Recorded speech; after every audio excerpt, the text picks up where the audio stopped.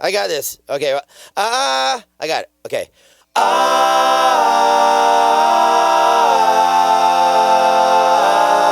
I got some beers. Let's drink them, huh?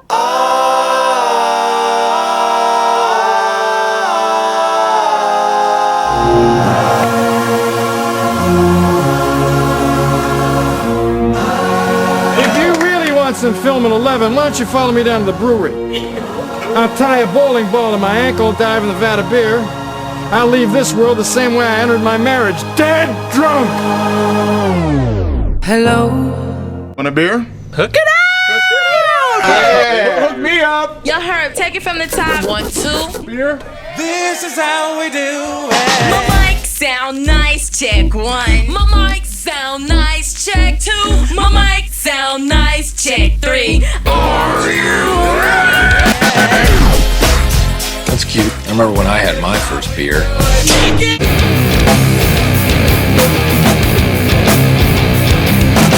You like parties?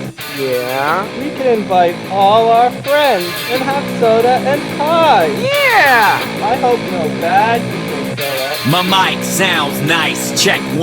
My mic sounds nice, check 2. My mic sounds nice, check 3. My mic sounds nice, check 4. My mic sounds nice, check 5. My mic sounds nice, check 6. Are you ready? You want some of this milk? Rather have a beer.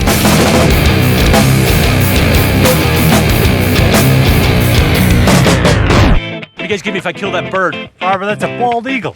Get away, Baldy! Yeah! Oh, well, good evening, and good evening. This is The Wort with Mike, Pete, and Steve, GubsRadio.com.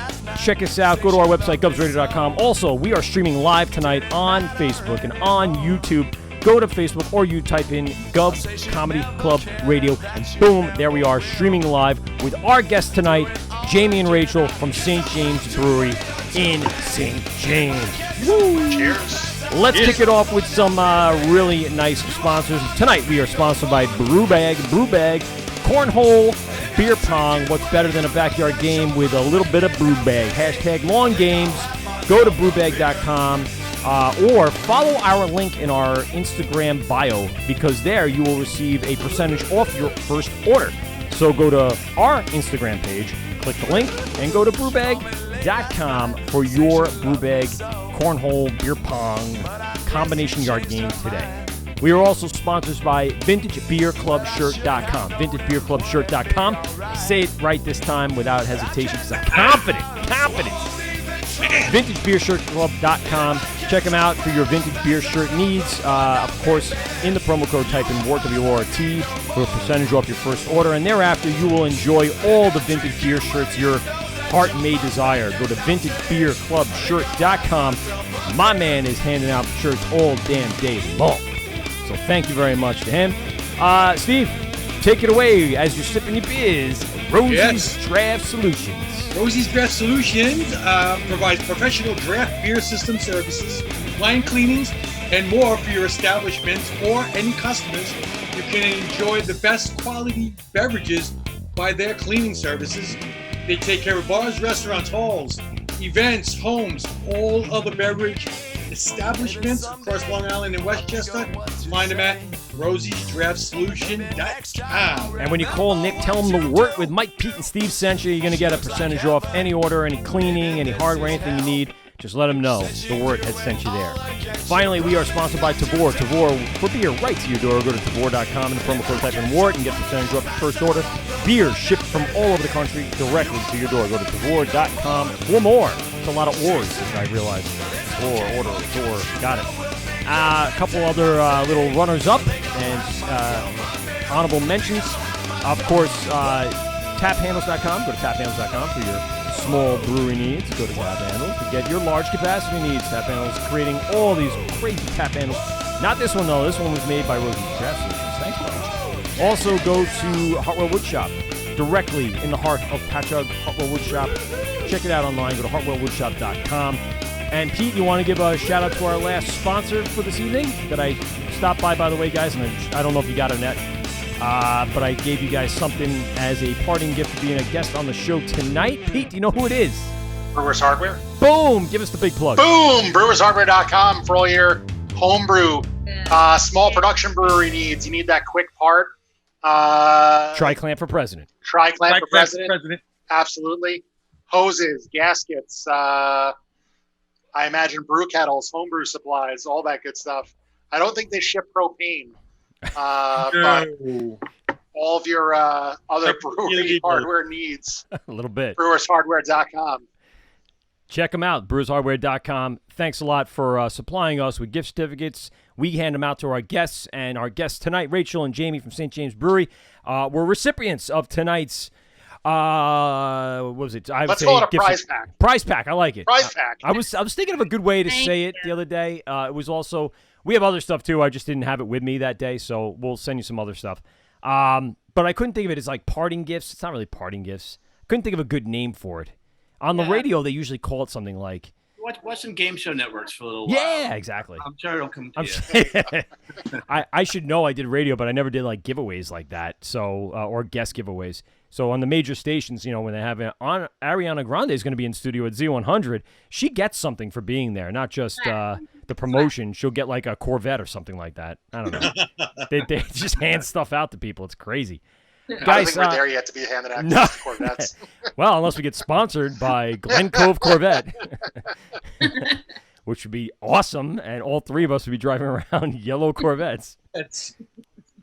Rachel, Jamie, thanks a lot for being on the show tonight. Really appreciate it.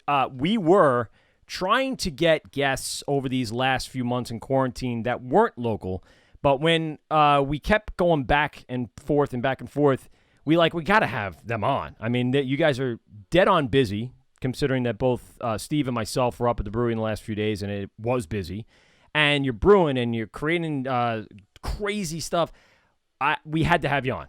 And it worked out perfectly because there's a lot of big stuff coming out in the next, let's say, few days and even few weeks. So we really wanted to have you on to get that out there to everybody and let them know what's going on. So, again, thank you very much for coming on the show.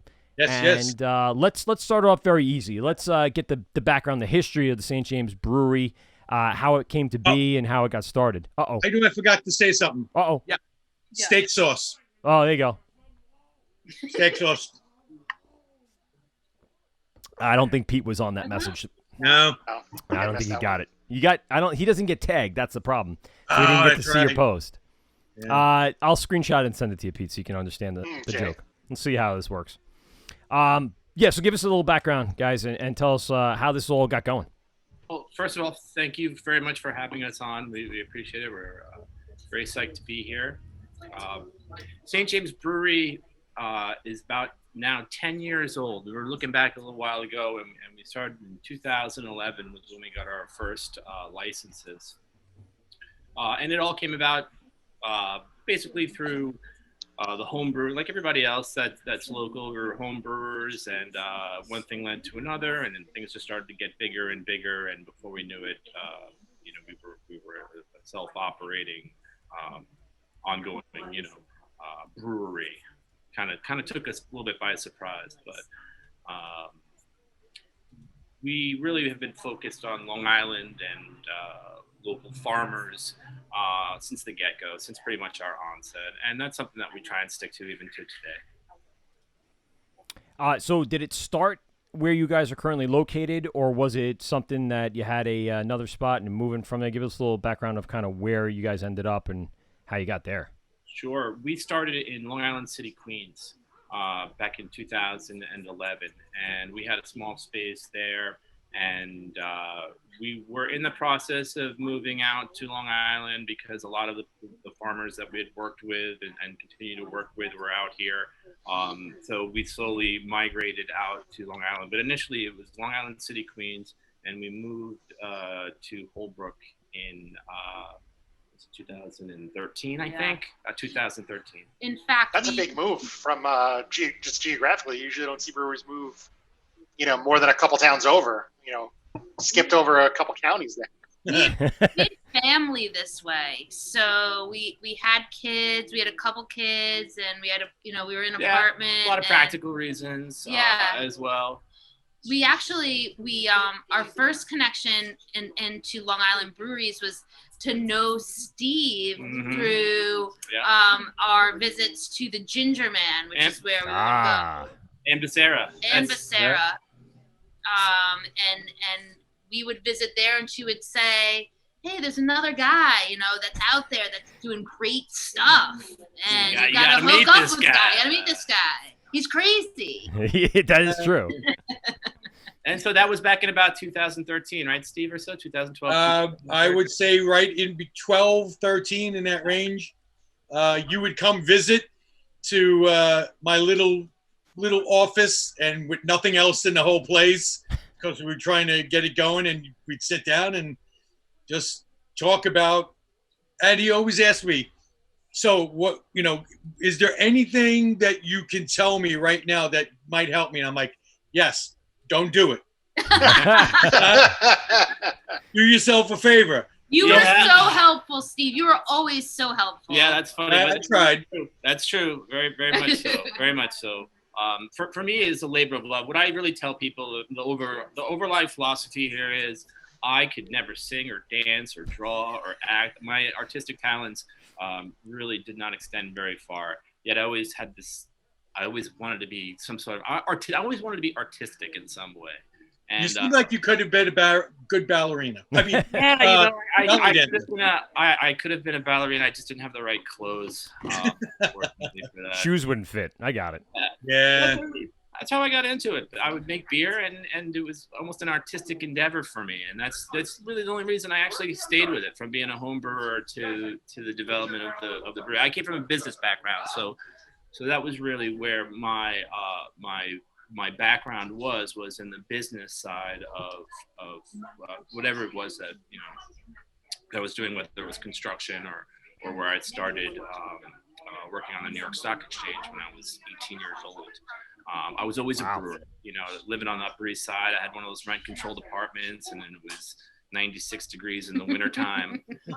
Summertime, still the heat was still going off, and we make beer, and they always wound up being these crazy style beers. And the reason I started making Belgian style beers really was because where I lived, I needed a high tolerance, high alcohol yeast that could literally withstand the home brewing environment that I was brewing in. So that's how I kind of got into the wild yeast not the wild yeast, but the kind of funkier yeast and things like that we use, was really out of necessity from all those years ago. So when you guys were in LIC, did you have a tasting room, or was it just a production brewery? What was the setup there? Yeah, just a tiny little production brewery, and we would sell our beers to the local bars like the Ginger Man Pub and a few others. But that was really it. All of our connections were through New York City bars and restaurants and different events that we would do out there. So when we moved to Long Island, that really continued. That was our biggest market. Even when we first started out here was New York City. We really focused on that because that's where we started and that's where we had our connections. So it took us a little longer to actually break into the Long Island market than it did, because we had already been somewhat, a little bit established in the city. So it was a nice transition to be able to be closer to our farmers, closer to our suppliers, yet at the same time have access to our markets. Was it harder when you came out here to Long Island to break the conceptions of a Belgian-style beer, to get people out of wherever their trend was at the time in 2011 or 12 or whatever? Was that a tough sell at first? I don't. It's a hard question to answer because I don't really look at it that way. Mm-hmm. It was just something that I like to do and I like to drink and I wanted to share with people. And I was also very understanding that there is almost, in a sense, for me anyway, there's a progression that beer drinkers go through when they start, younger and lighter stuff, more commercial. And by the time they get to things that are Belgian and a little bit, so they've got a little bit of little bit under their belts, so to speak, you know. So that was really my market from the beginning. And now the beer Rochelle Blanche, that was the very first beer that we made, and that was kind of my homage to what Allagash was doing at the time. I went to college up in Maine when Allagash first started. You know, I think probably one of the first people to drink an Allagash White in a bar up there when we were in college. Great Lost Bear. Yeah, the Great Lost Bear in Portland, Maine. And love that place. Where'd you go to school in Maine? Both of us went to a place called Colby College. It's in Waterville, Maine. It's a small art I have a school. buddy that lives up there. At Bar Harbor. Yeah. Close to Bar Harbor. Yeah. That's, but we're pretty far north. That was okay. Further than that. And He would probably know what it is. Family up there, so we've gone back every year. You know, at least a few times a year. Beautiful up there. I mean, now the Maine beer scene right now is ridiculous. Ridiculous. So many great breweries and small town ones that you're just like, oh, this exists here. That's crazy. the best. And even I'm not going to date myself, but when we were in college, you know, back in the 1990s, the beer scene was pretty big up there. It was pretty prevalent. And, you know, that all has to do with legislation and progressive state governments that allow different types of alcoholic beverages to be sold in certain manners. And we didn't see that in New York State here until Governor Cuomo here came into office here, and he started to really help local brewers in terms of just allowing us to do things that they were doing in Maine back in the 90s, and Massachusetts for that matter. You know, you've got a lot of good stories up there as well. I went to school in Manchester, New Hampshire in 1997. I'll date myself. So I was close to friends in Maine. A couple of people were going to St. Michael's, I think. Is that in Maine? Yeah. Yep, St. Michael's. So I've been there a few times back in the – and you're right. The presence of things like Long Trail, that was a big deal. Magic Hat kind of stepped into the scene very close there.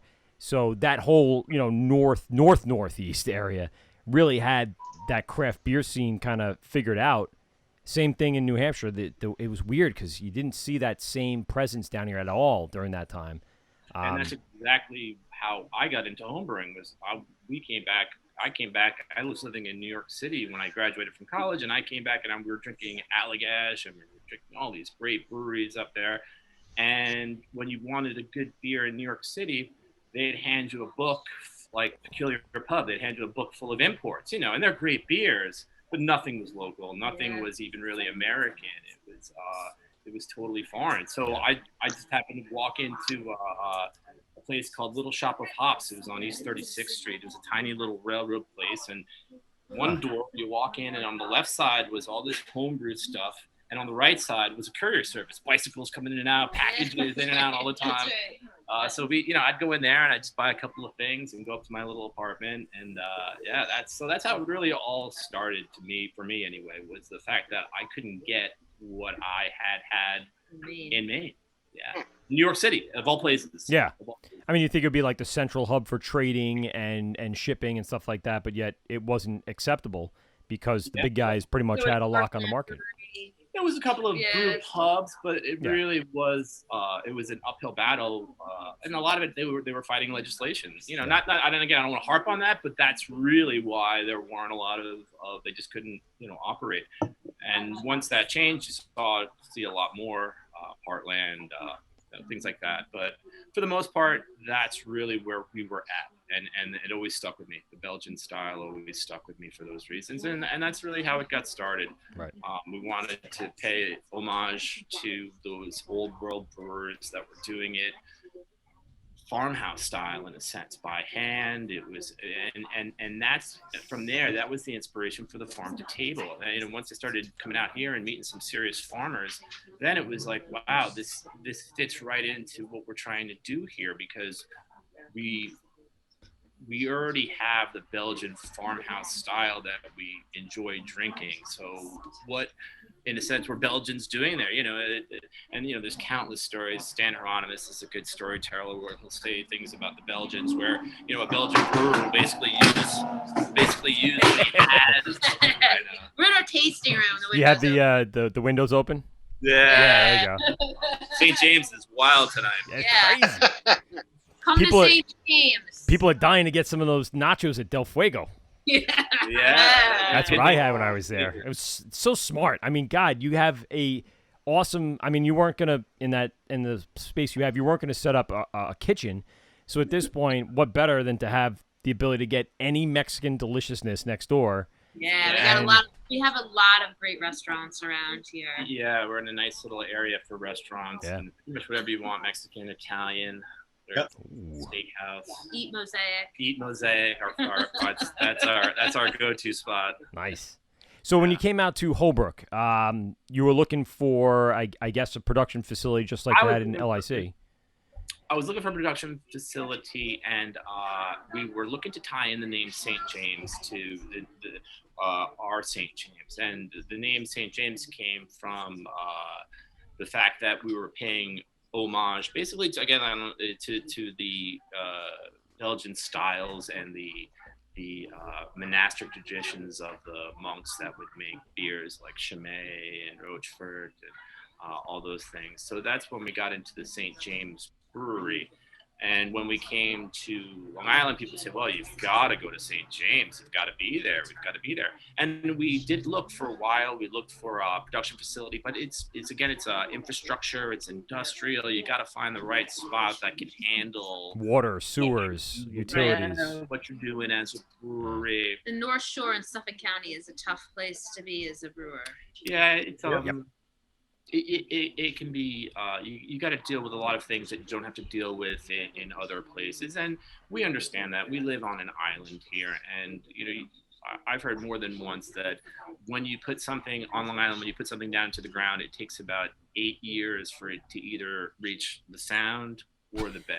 It's true. So anything that you put in the ground is basically going to go one way or another. So, the less that we do, we totally get that. And it's one of the things that we really work with at our own brewery is recycling a lot of the stuff that we have and managing our wastewater and things like that. Yeah, to bring home that point, Grummond in Bethpage, they've been tracking that, waste disposal seeping through the soil for years. I used to work at a bar in Bethpage, and the actual water authority would come in and have a drink, and they'd talk about it. I'd have to ask them, like, so where are we at? Like, it will take another few years. I think that was about 2 years ago. It'll probably be another 3 or 4 years before it reaches the Great South Bay. But it will reach the Great South Bay. It will travel, as far towards gravity and then closest to the shore as possible. And then we got a real, problem. I mean, we have a real problem now with a lot of the people in Bethpage suffering from, large cases of cancer and all that nuclear waste or whatever, the parts and airplanes and moon parts that they build lunar modules with, crazy materials that just dumped in the backyard, Maybe, so you're right. We got to really think about, doing our part, as we always say, to try to just be a little more kind to our little sandy beach that we have here. Sure, we live on an island. They're not. We can't expand any further out of our communal boundaries other than until we hit the water, and then that's pretty much it. So we've got to come up with other ways, and we're on board with that. The thing about it was we also had to deal with legislation in terms of zoning. Where can you put something and where can you not put something? So I had a friend in Holbrook who said, hey, why don't you come down here and check out Holbrook, because we've got it's everything that you're going to need. And it was. So that's how we first wound up in Holbrook. It was really just a zoning issue and close enough to our farmers, yet also being able to do what we wanted to do. Yeah, case in point, you're in, Brewery Row there with Spider Bite, 1940s, Squareheads, all Good people. company. Yeah, good company. I mean, great community company. for bar hopping. It was awesome. I think I did stop at Spider Bite the day I stopped at your place to get stuff to go up to. I wanted to tell the story, but I got the double and the triple, and I was going to upstate for my buddy's bachelor party in a cabin, and it's the only beer I bought. So I bought, I think, 3 of each for us to have as we're just hanging out. That was one night. We were there for 24 hours. So it was a great night. And some of my buddies that don't typically drink Belgians loved it. They loved the double. The triple might have been a little much, but at the end of the night, it didn't matter at that point. Yeah. At a 9%er, they're like, whatever, let's go. But they loved the double. I love the double. I had the double when I was there the other day. It's one of my favorite Belgian beers from anybody on Long Island. I don't think I've had a better one. So, a very big favorite for me. Thank you. We appreciate that. And I was disappointed that it's not in bottle. I couldn't find it because I was like craving it. I know it's coming. I know. They almost there. So we naturally carbonate everything, and that's really half the battle. Right. The time we make our beers, and then when we carbonate them, it's a question of giving them enough time sometimes, and using different yeast strains and things like that. So sometimes it takes about 2 weeks, sometimes it takes 3 weeks, sometimes it takes 4 or 5 weeks, and we just keep an eye on it. We keep them at a certain temperature, and it's interesting now though, because as we do grow and as we do expand, it's the half of the battle is keeping into those traditions or the methods and manners in which you make the product in the first place, because that's why you were doing it that's why you were doing it initially. So to keep it going is really a challenge that I embrace. I enjoy doing it, but it's certainly I'm always trying to fill in the parts to a puzzle. It's easy for the home brewer. It's easy to carbonate 5 gallons of beer. Try carbonating 2,000 gallons. And what's great about the Holbrook facility is that when you walked into the storefront, you just saw straight tanks. I mean, it was just tanks. Yeah. So you got to see there was nothing to hide. Everything was just there in plain sight. That's right. No, we have nothing to hide. That's right. We have nothing to hide. Cleaner than my home. Yeah, it was. Yeah, I know.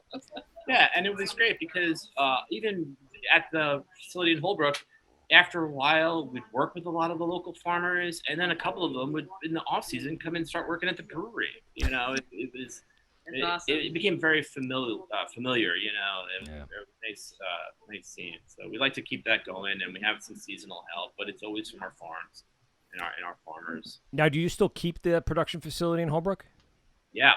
So we make all of our own beer, and we do it all in Holbrook. Okay. So we brew 16 barrels every 2 weeks. Comes out to about 400 barrels a year, maybe a little bit more than that. It usually comes out to be more about 17 barrels or so, 16, 17 barrels in there. But we're on pace to do about 400 barrels, and with our next upgrade, we'll double that. Initially we'll double that. Bigger brew kettle. Yeah, right. Bigger brew kettle. What are you working with now? You have you said 16, or is it? So what we do is I have an 8-barrel system that we double batch. There you go. 16-barrel fermenters, and then we move that into 30-barrel bright tanks. Gotcha. And, so, obviously you made a big upgrade by having your storefront in Saint James. What was the positioning and reason for the move besides the name matches finally now? But what was the reason why Holbrook isn't a tasting room anymore? We always wanted to be in Saint James, but when we started in Holbrook, we opened up our tasting room, and shortly thereafter, we actually had stopped selling to the public. We had, I guess, a little bit of a string of bad luck, I would say. A lot of bad luck. A lot of bad luck. But the thing of it was, we weren't allowed to sell to the public because Suffolk County, again, it was a wastewater issue. People coming and using the facilities, and okay. It's bathrooms. It's numbers on paper rather than the reality of what's going on, and that, it's just things that we deal with every day. It's business, right? And they're tracking that wastewater. I mean, they're constantly looking at what's being used and what's going out, huh? And that's the problem. No, they don't track it. What they do is they use formulas. They use formulas so that what is relative and what is real, it doesn't matter. It's what the formula says. So, again, it's just something that we had to deal with. So that's really was the impetus to get the tasting room in St. James open as quickly as we could. Yeah. And that's the facility in St. James is just a tap room. There's no brewing there. That's right. And that was and always you guys the just goal. opened that up right as like a week before, early March, right? 3 days. We had 3 days that we were open, and then it seemed par for the course though. So we were like, yay, Yeah. That's about right. You know, and we kept smiling through the whole thing because we were like, you know, we've gotten so far and we've done so much that what else could possibly happen? Bring it on, in a sense. Well, I mean, the great thing was it was considered essential during this, so you were able to do to go. Yes. Did you do delivery orders? Did you take online delivery orders and stuff like that? We really didn't do many online delivery orders. We have these windows that open up to the outside as like a walk-up window. Yeah. So we went back to the old-fashioned filling of growlers. Awesome. Yeah. Thousands and thousands of growlers. Yeah. And the support that we got from the community was unbelievable. Yeah, we definitely would not have survived without the support of the town of Saint James. Yeah, so shout out to the town of Saint James, Smithtown, St. James, anybody around this concert. To their credit, we were sitting next to a table, a family. It was someone who had a young child. I think you spoke. That was the table you spoke to before you walked back in, and you obviously they singing your praises about the beer, doing a flight, a little tasting, and then your name was pulled into the same conversation as Evil Twin and Trillium. Those were the two other breweries that were put into the same conversation and what they were talking. I was like, wow, that you're in great company. Good company. Yeah. With those two breweries. Well, we appreciate it, and we're just going to keep trying to do our best and do what it is that we do, Yeah. And we hope everybody likes it and comes to check it out and make their own decisions. The deciding of the tasting room now, what timetable went into that? Was a year before opening? How did you seek that out, find that, and what was the timetable before you opened right before March or during March? Well, it was when we had our issues with the wastewater with Suffolk County. They actually became probably our biggest ally in finding a new place. Huh. So when we would try and search different areas, we would look at, because of our inexperience, we would look at places that looked good to us for what we needed. But when we went to them, they would say, no, it's not going to work because of X, Y, and Z. Why don't you follow this path? Why don't you look for a place that's like this? Because it's going to have this, this, and this, which is what you're going to need to open for what you want to do. Right. And so that's really where we started our search, right? Yeah, the place that we have right now is used to be a takeout Chinese restaurant. So we went in under the classification as a takeout restaurant, which is because although we fall under ags and markets, we went through the Department of Health, although we didn't really need to. So we really actually now during the pandemic, if we really wanted to serve food, I could serve food here. But the bottom line on the North Shore is that if you need to go into a place that was serving food or some kind of alcohol beforehand, you can't really recreate a space to do any kind of I got it. Yeah, because of zoning. Because of wastewater. Well, if you think of it, Pete, it's the same reason why in Lindenhurst you can't open a new bar without another bar closing, right? Same concept. It's not about the alcohol. It's about the drinking. It's about replacing one with something very similar in regards to all the waste they're using. Yeah. Wastewater density or cesspool or sewer densities. Yeah. Things like that. Absolutely. There'll be a bunch of breweries that are on sewer systems that'll talk about how they've got to meter out their wastewater slowly, a little bit at a time. Really, just like a slow release, just to. So then they need a storage tank to hold it, and then they need to have a valve on there to tell you how much is coming in. That's crazy. That's right. All the breweries out east are like that. That's right. Really? Yeah. All Riverhead, all that way. They all have to meter and everything that they clean with gets captured. And then over time gets put back in with clean water. Now, I mean, in a production facility for like Greenport, who does massive distribution, how do they do that? Because they have two sites and they can double up on it, or how does that work? No. With them, I know they are pulling off sludge, and actually putting it in containers and having it shipped Okay. away. So they're not putting any solid. And then after that, liquid wise, I know they have a very large tank over the one in Peconic, and the same thing, trickle effect. They just trickle it in. That's iconic. Yeah. It's got to be something that for a smaller brewery, it's just out of the cards because of the cost, right? I mean, it's just silly to have something like that unless you're kind of matching that with sales. And when you're doing, like you said, 400 barrels as opposed to 4,000 barrels, it just doesn't work. Yeah, definitely. It's a trade-off, and a lot of times economically, it'll put you out of business for sure. So definitely something that we deal with on a regular basis. I guess our two biggest issues really are wastewater and local government agencies, state government agencies, and what they expect of us. That's really our two biggest issues here. I think you're right in saying that one of the bigger proponents in my time for breweries in a state has Cuomo's passed a lot of legislation, definitely starting out with helping with the the farm brewery license and matching that. Do you guys have a farm brewery license, and do you completely, because I know you say you source a lot of local ingredients closer to your farmers, so how is that working out for your supply chain and all that other stuff? As far as our licensing goes, we were one of the first farm breweries to get the farm brewery license. And at that time, even people within the know within the state and various organizations would tell us to get two licenses, get a microbrewery license and get a farm brewery license, because you don't know what's going to happen, and you have the ability to dual license right now. So we've been dual licensed since we started. However, I don't believe I've ever brewed a batch of beer under my microbrewery license. Wow. Yeah. No, the thing, though, I do have to say, when you did get the farm brewer's license, back at that time, the malt and hop availability from New York was very scarce. Sometimes the quality wasn't where it is now, and it took a few years, and now it's becoming big business, and they're actually producing some really good products out there. Amazing.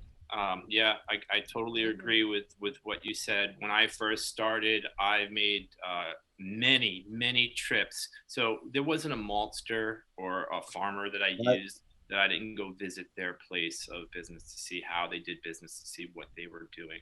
So I saw the gamut of really guys that were doing, at the time, as best they could, high quality stuff, to people that were working literally in barns, with very little cover, very little of anything mechanical. It was really a sight to see.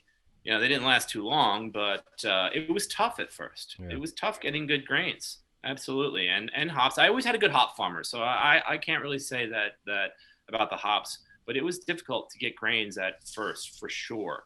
I was fortunate enough that, like I said, I went and visited every maltster, and I found one maltster back then that was doing things the way that I would do them. You know what I mean? It was on a small scale, and we started working with him right away, and we pretty much used him exclusively for many years. You want to give him a quick shout out? Are they still around? Well, that was Ted Hawley at New York Craft Mall. Yeah, I was going to say, there's only a few that we follow as a show.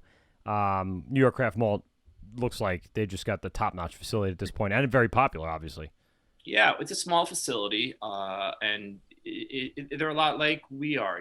Everything is real craft. It's real hands-on stuff. And there's another good facility, 1886 Craft Mall. And there's the other one I was going to mention. Yeah, so that they're a bit bigger, and they do their thing. Teddy's got his specialties at New York Craft Malt that they do. So we do have some more variety. There's a bit more hop farmers, but I still use my same hop farmer. I still use John Kinsella Farms in Wading River. I was going to say Audis, yeah. I remember when he brought the Panzer Wolf over from Germany. He was the first guy on Long Island to actually have a harvester. What a great name for a hop, huh? I mean, I thought it was a machine. tank. No, it was a machine. No, not a tank. Got it. Not a tank. Definitely a. That makes a lot more sense. Tractor. Yeah, he didn't actually have a Panzer tank out east and running over. It's just mashing all the. It's a wet hop batch. Here it all is. Yeah. It would have been cool as all hell, but it didn't happen. Awesome to watch. Terrible to probably have in the end. That eliminates some questions. Thank you, Steve. Steve's, go ahead. Steve. We just Oh, want to thank introduce. I want to introduce I'm gonna step out of the way because one of the young ladies that works here. You can take your mask off because she's Oh, it's so our bartender. awesome. This is Haley. Barista. And if anybody comes to our tasting room, they'll meet Haley, and she's wonderful, and she's an aspiring hop grower. She's out Nice. on the North Fork, and so I just want to introduce her. Steak sauce. Yeah. So I'll tell you this. So my wife is getting a second tattoo. She has one right here on the forearm, and you pass by a few times, just checking us, seeing how we're doing. And she goes, I so want a sleeve. I want a sleeve. And she liked your artwork a lot. And I said, I'll let her know, but I never did. And there you are. Now I'm like, no. Let me ask you, do you have a tattoo of a comet?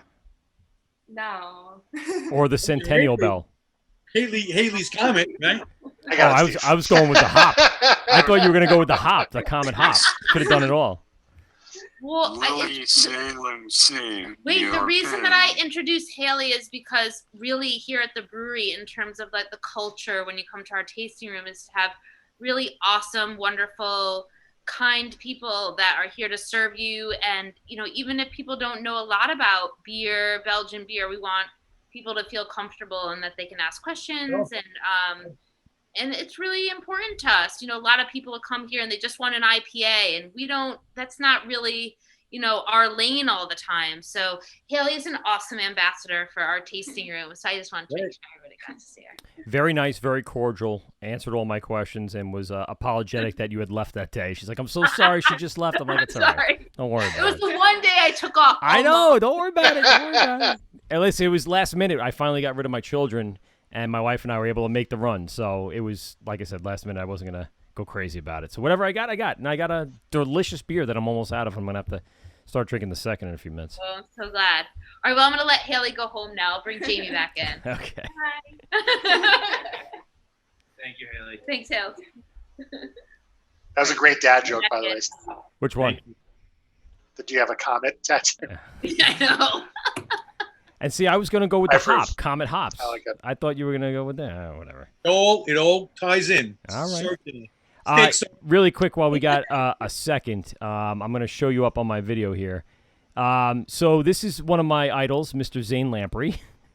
And I 100% think, Jamie, that you look like Zane Lamprey. A little bit. All right. I Tell appreciate that. him the Zach Garaf. I appreciate that. I usually get Zach Galifianakis. No. I didn't even know close. who it was. Yeah, thank you.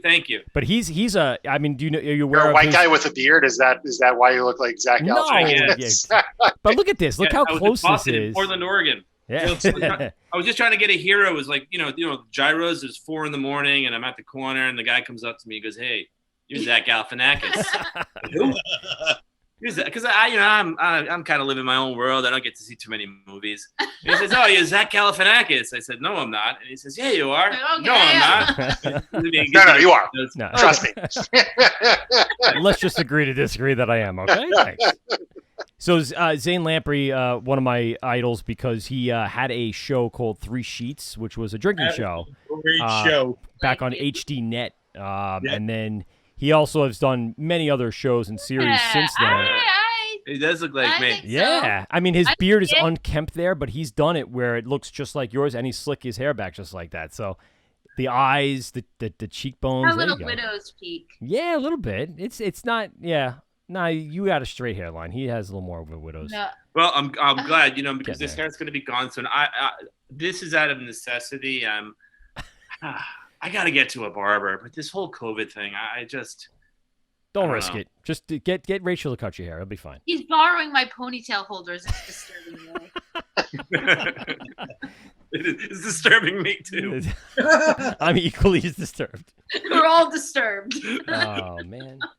See, now that I did that, now I can't get my camera back on. That's So now you're gonna have to look at Zane That's Lamprey the it. whole time. We're done. That's This is it. it. Just Show's Zane over. Lamprey's the new co-host. Now you can have, Oh. it's the word with Zane. I'm in. Oh no, he is probably a much better host than I am, considering he's hosted real shows Yes. on television. I think you're doing a great job. No, get Right out of here. Who's going to be Steve McKenna? That's what I want to know. Yeah. Who's gonna be That could be you. You just I can do you gotta grow a bigger beard than that. Steve Oh, yeah. McKenna's got a huge beard. Challenge He's accepted. been doing some. Zane's been doing a lot of promotion. He has a couple of clothing lines now, and then he also does. Yeah, I think he's invested in marijuana out in California, so now he does like a weed show out there. It's crazy. He's just such an entrepreneur, but like a really great television host. He's just got that personality where he just knows what to say, unrehearsed, very candid, and knows what he's talking about. So I appreciated him, and I thought you looked a lot like him, and I had to pull that up. Well, thank you. I appreciate that. I appreciate that. Let's get into some of the beers because you had a really great list, and I didn't have as much time as I'd like to go through that list, meaning drink my way through your list. So, obviously I took the Blanche home, and I had the double while I was there. But there's a lot more to your list right now. So let's go through that, and then I really want to talk about the Wit because Sure. It's delicious, and obviously I'm drinking right through it. So. What do we have on tap if we were to come in today? Well, first and foremost, I think all of our beers, it's almost a continuation of our story from earlier with in terms of the grains and the ingredients that we were getting. We didn't have the ability to get everything that we wanted. We just, we were using what local farmers had, and we still do. So a lot of our beers that we have are developed from that. It's almost like a reverse engineering type process where we take what we can use and then we start making beers from there. So that's how everything started. And what you're drinking, the Rochelle Blanche, was the very first one. We had gotten local wheat from Ted Hawley upstate and his barley, and we put it together with our local hop farmer. And we actually had, and we still do, have a couple of different local coriander farmers. So the only thing that we really got for that doesn't come from a local farmer is the orange peel. What type of hops are in the Blanche? The hops that we use in the Blanche is I basically really only have a few different types of hops, and the noble hops that John grows were a few years ago. Mount Hood was the hop. And I really like that hop a lot, but he wasn't able to keep it planted, so he replaced it with Pearl. So that's what I use now. I use a lot of Pearl and any other of the noble hops that he has growing.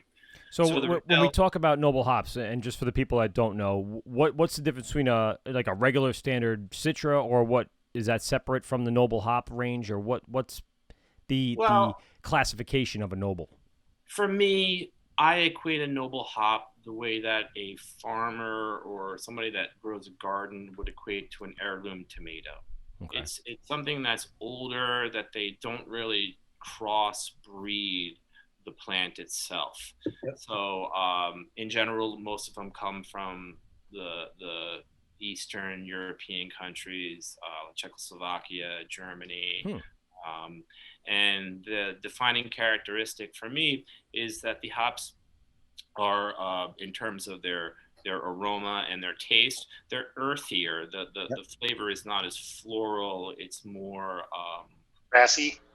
Yeah, it's hard to say. Earthier is a great term, and people go, "What does that mean?" Well, you don't want to say it tastes like dirt, because that's not very descriptive, and it's not very pleasant to say. But it has that from the earth feel, and that's the point, right? The word that people use is called terroir. It has the terroir. You can almost taste the where it comes from, as opposed to a more citrusy type of floral type of hop, where the accent is on the aroma of it being like a citrus, or they even put names for it like lemon drop and things like that, right?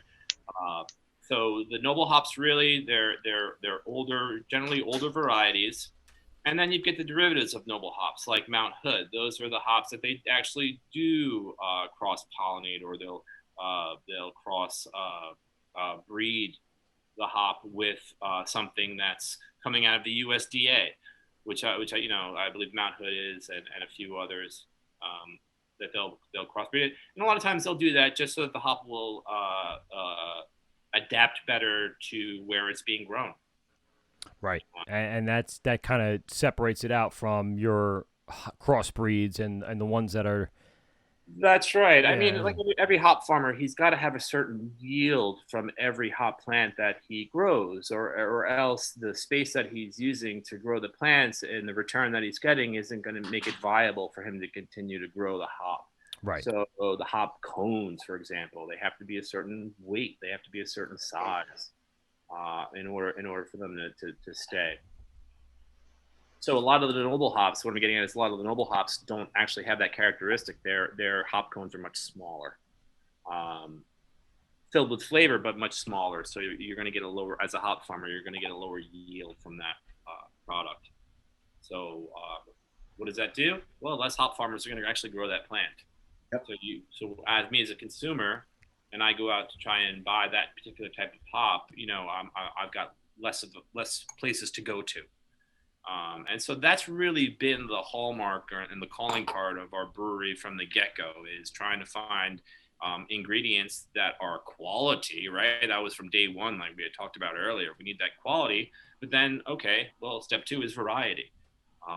And so what we've done here at our brewery is we focused our beers, and getting back to the beer, we focused our beers, or at least I try to focus each particular beer on a particular ingredient. So what is it that we're trying to highlight? Like a play almost. What's the star? Who's the star of the show? Who are the additional actors? Who's the supporting cast? Things like that. Because we really had to do it that way because we didn't have the ability to get these crazy new hops and all the stuff that you can access by using the most commercially available. Well, I do have to say, I am actually very, very glad that you have not succumbed to the I need to make a hazy IPA. Mm-hmm. Thank you. Mm-hmm. Well, it's a challenge too. Or is it in the fermenter right now? Or does it come out in 3 days?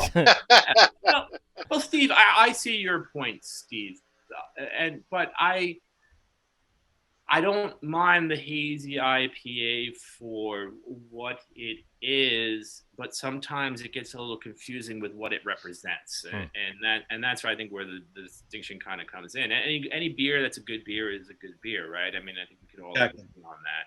It's just chasing the next thing. It's chasing, and what we decided from the get-go, from day one, was we're not going to chase anything. We're going to do it the way that we want to do it, the way that we want to drink it. And we're going to try and do it the best that we can and emphasize the quality of it.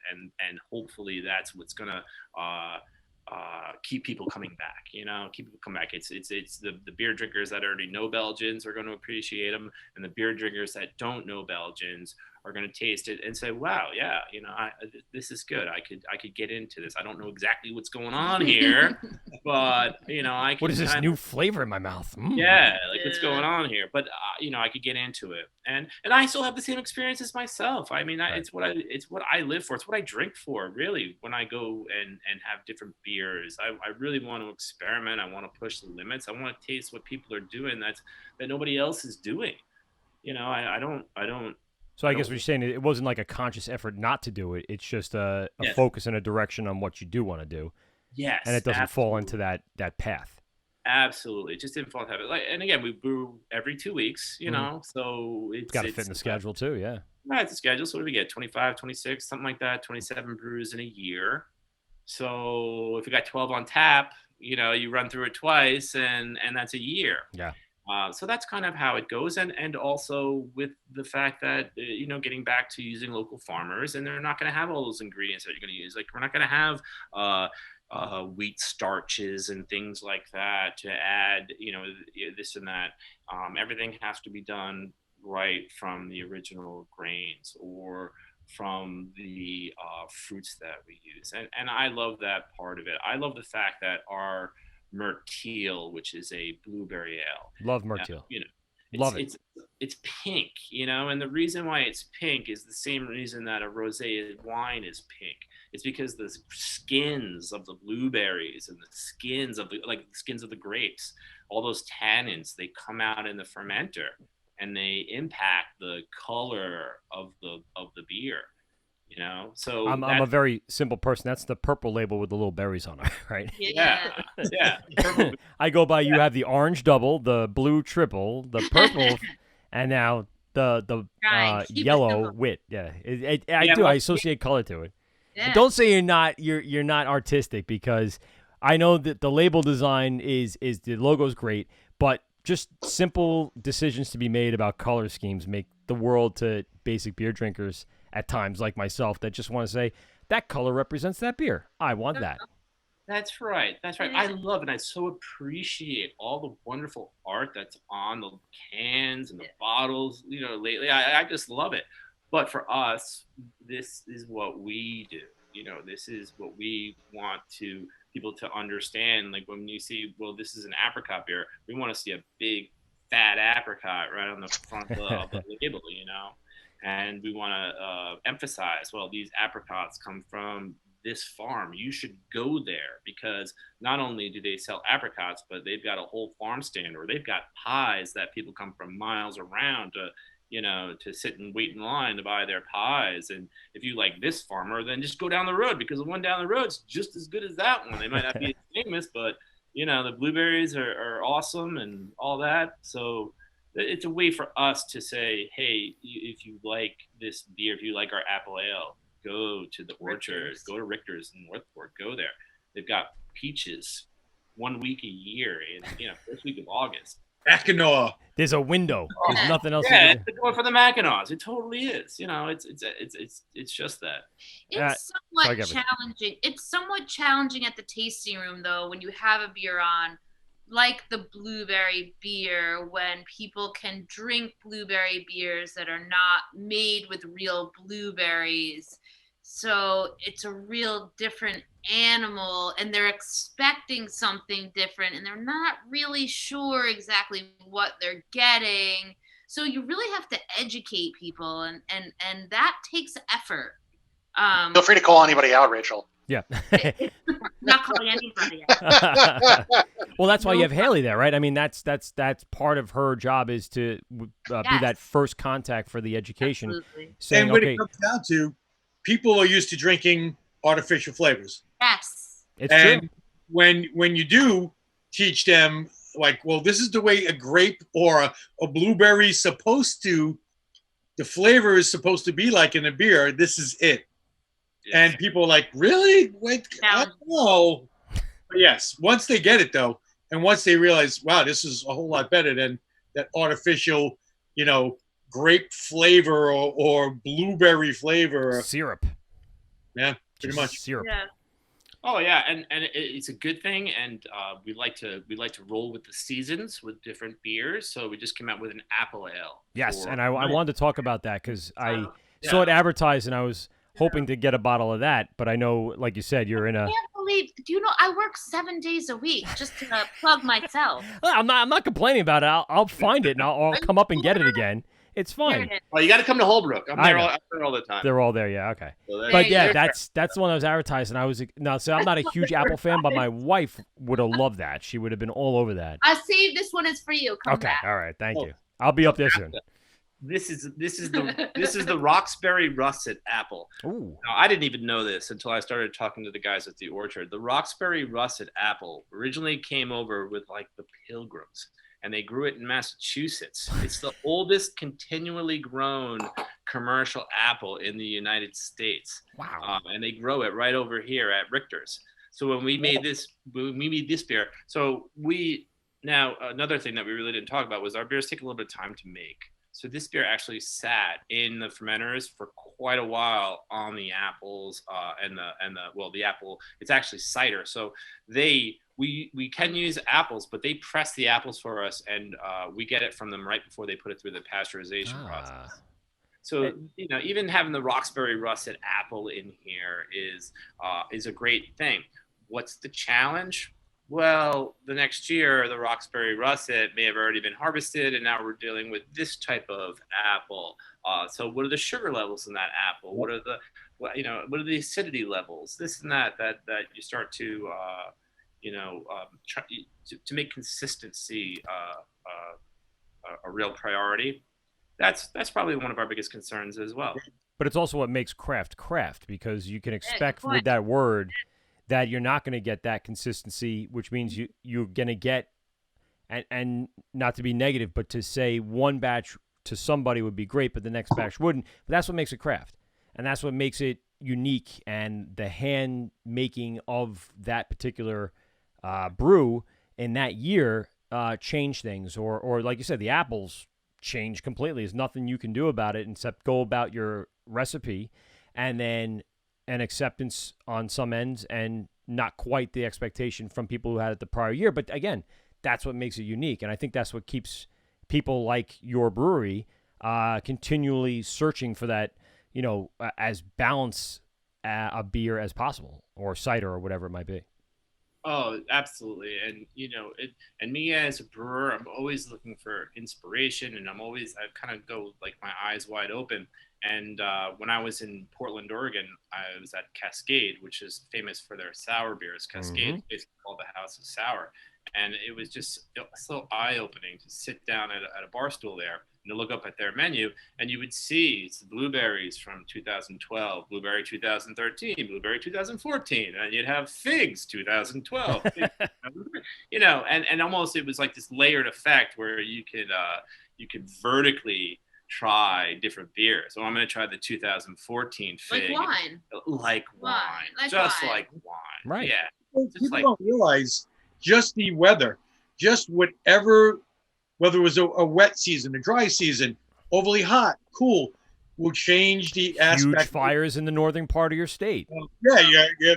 All your crops are on fire, and now it's smoky. Everything tastes smoky and ashy. Be great for a porter, but not so much for this fruit cider.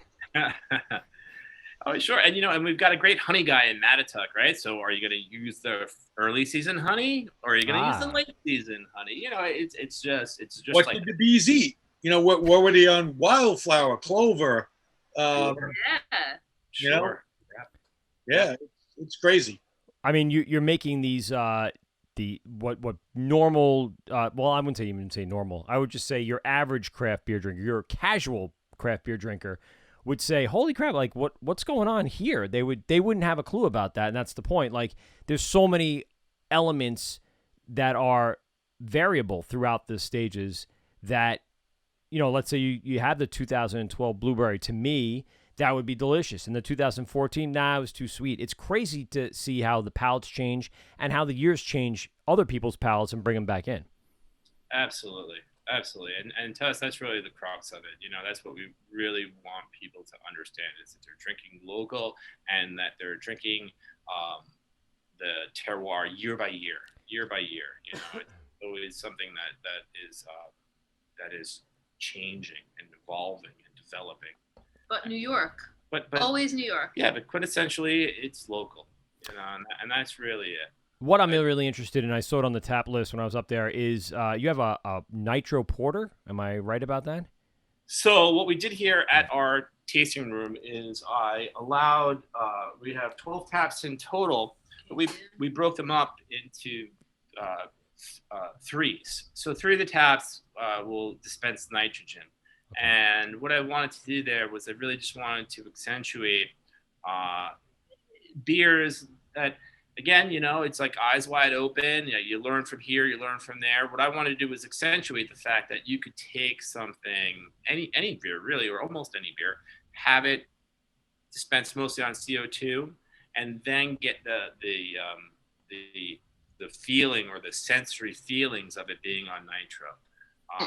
I was a place down in DC many years ago, and every beer that they had on CO2, they also dispensed on nitro. Huh. And it was just like the 2013, 2014, thick beer or whatever. This was the same kind of concept where you're just like, all right, you can have this beer on CO2, but if you try it on nitro, you're going to get a totally different taste, and totally different, even beyond the taste, it's more about the mouthfeel.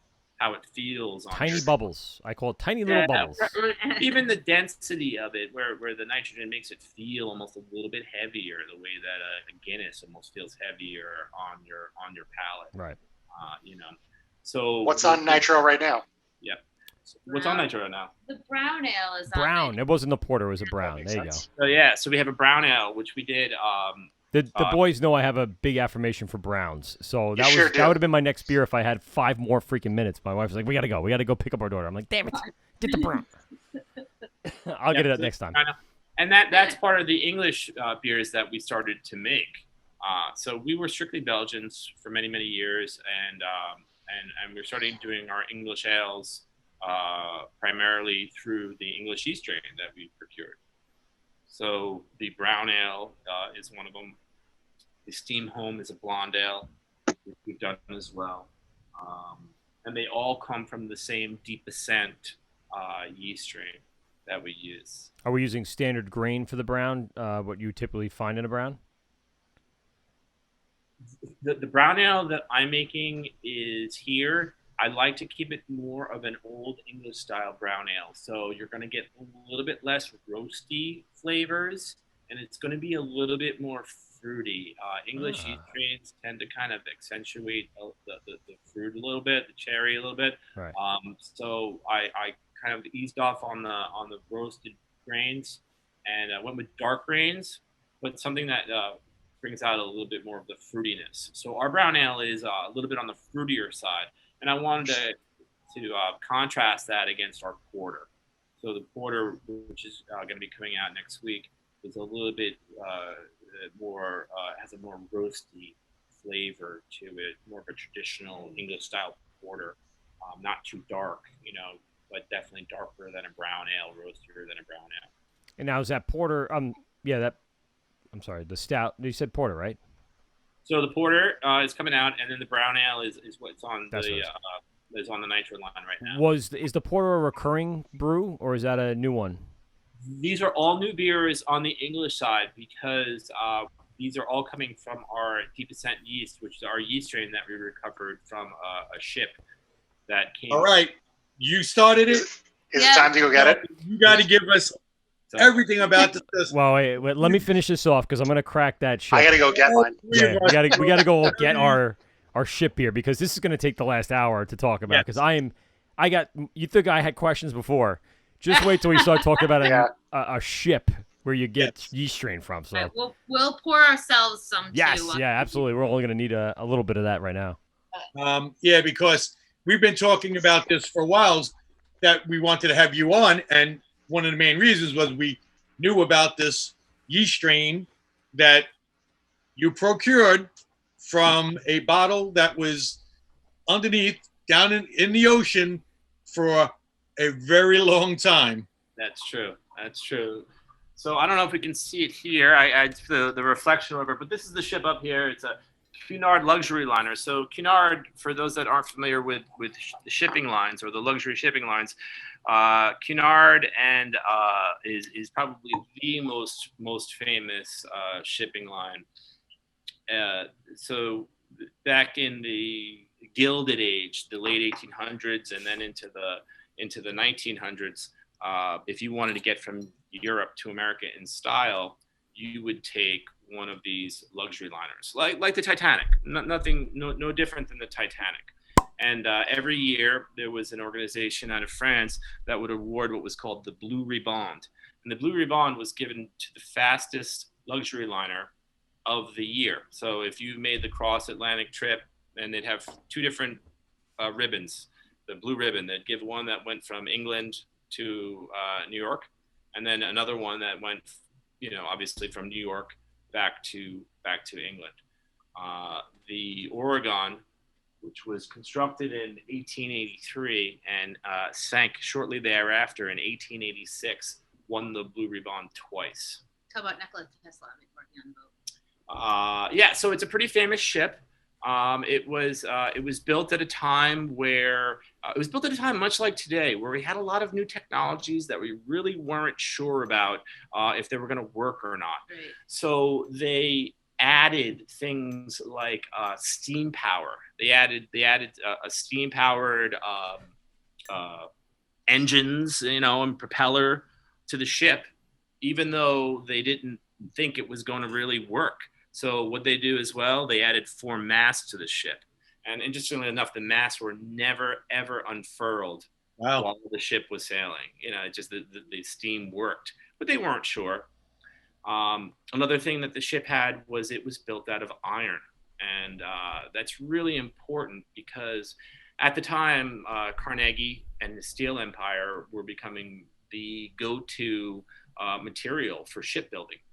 And the construction people at Cunard felt that it would be better to use iron because iron was a more traditional method of shipbuilding. And the money that they saved on the using iron instead of steel, they put that into a bunch of unique wood that they got from what was at the time the territory of Oregon. So all of the wood that they used for all the decks and all the adornments was procured from Oregon, and it was SAT so word, by the way, adornments. Yeah. Go look it up, everybody. That's a great word. It was so. It's what it is. Yeah. So they named the ship the Oregon after all this wood that they bought, or that they put on the ship in lieu of having a steel hull on the ship. And it's so significant because the ship actually sunk because it was hit by a much smaller 50-foot schooner. And it was hit at such an angle that the schooner, imagine a piece of iron, right? It's kind of brittle, it cracks. Yeah. And sure enough, the hull cracked and the ship sank. Whoops. After it was hit.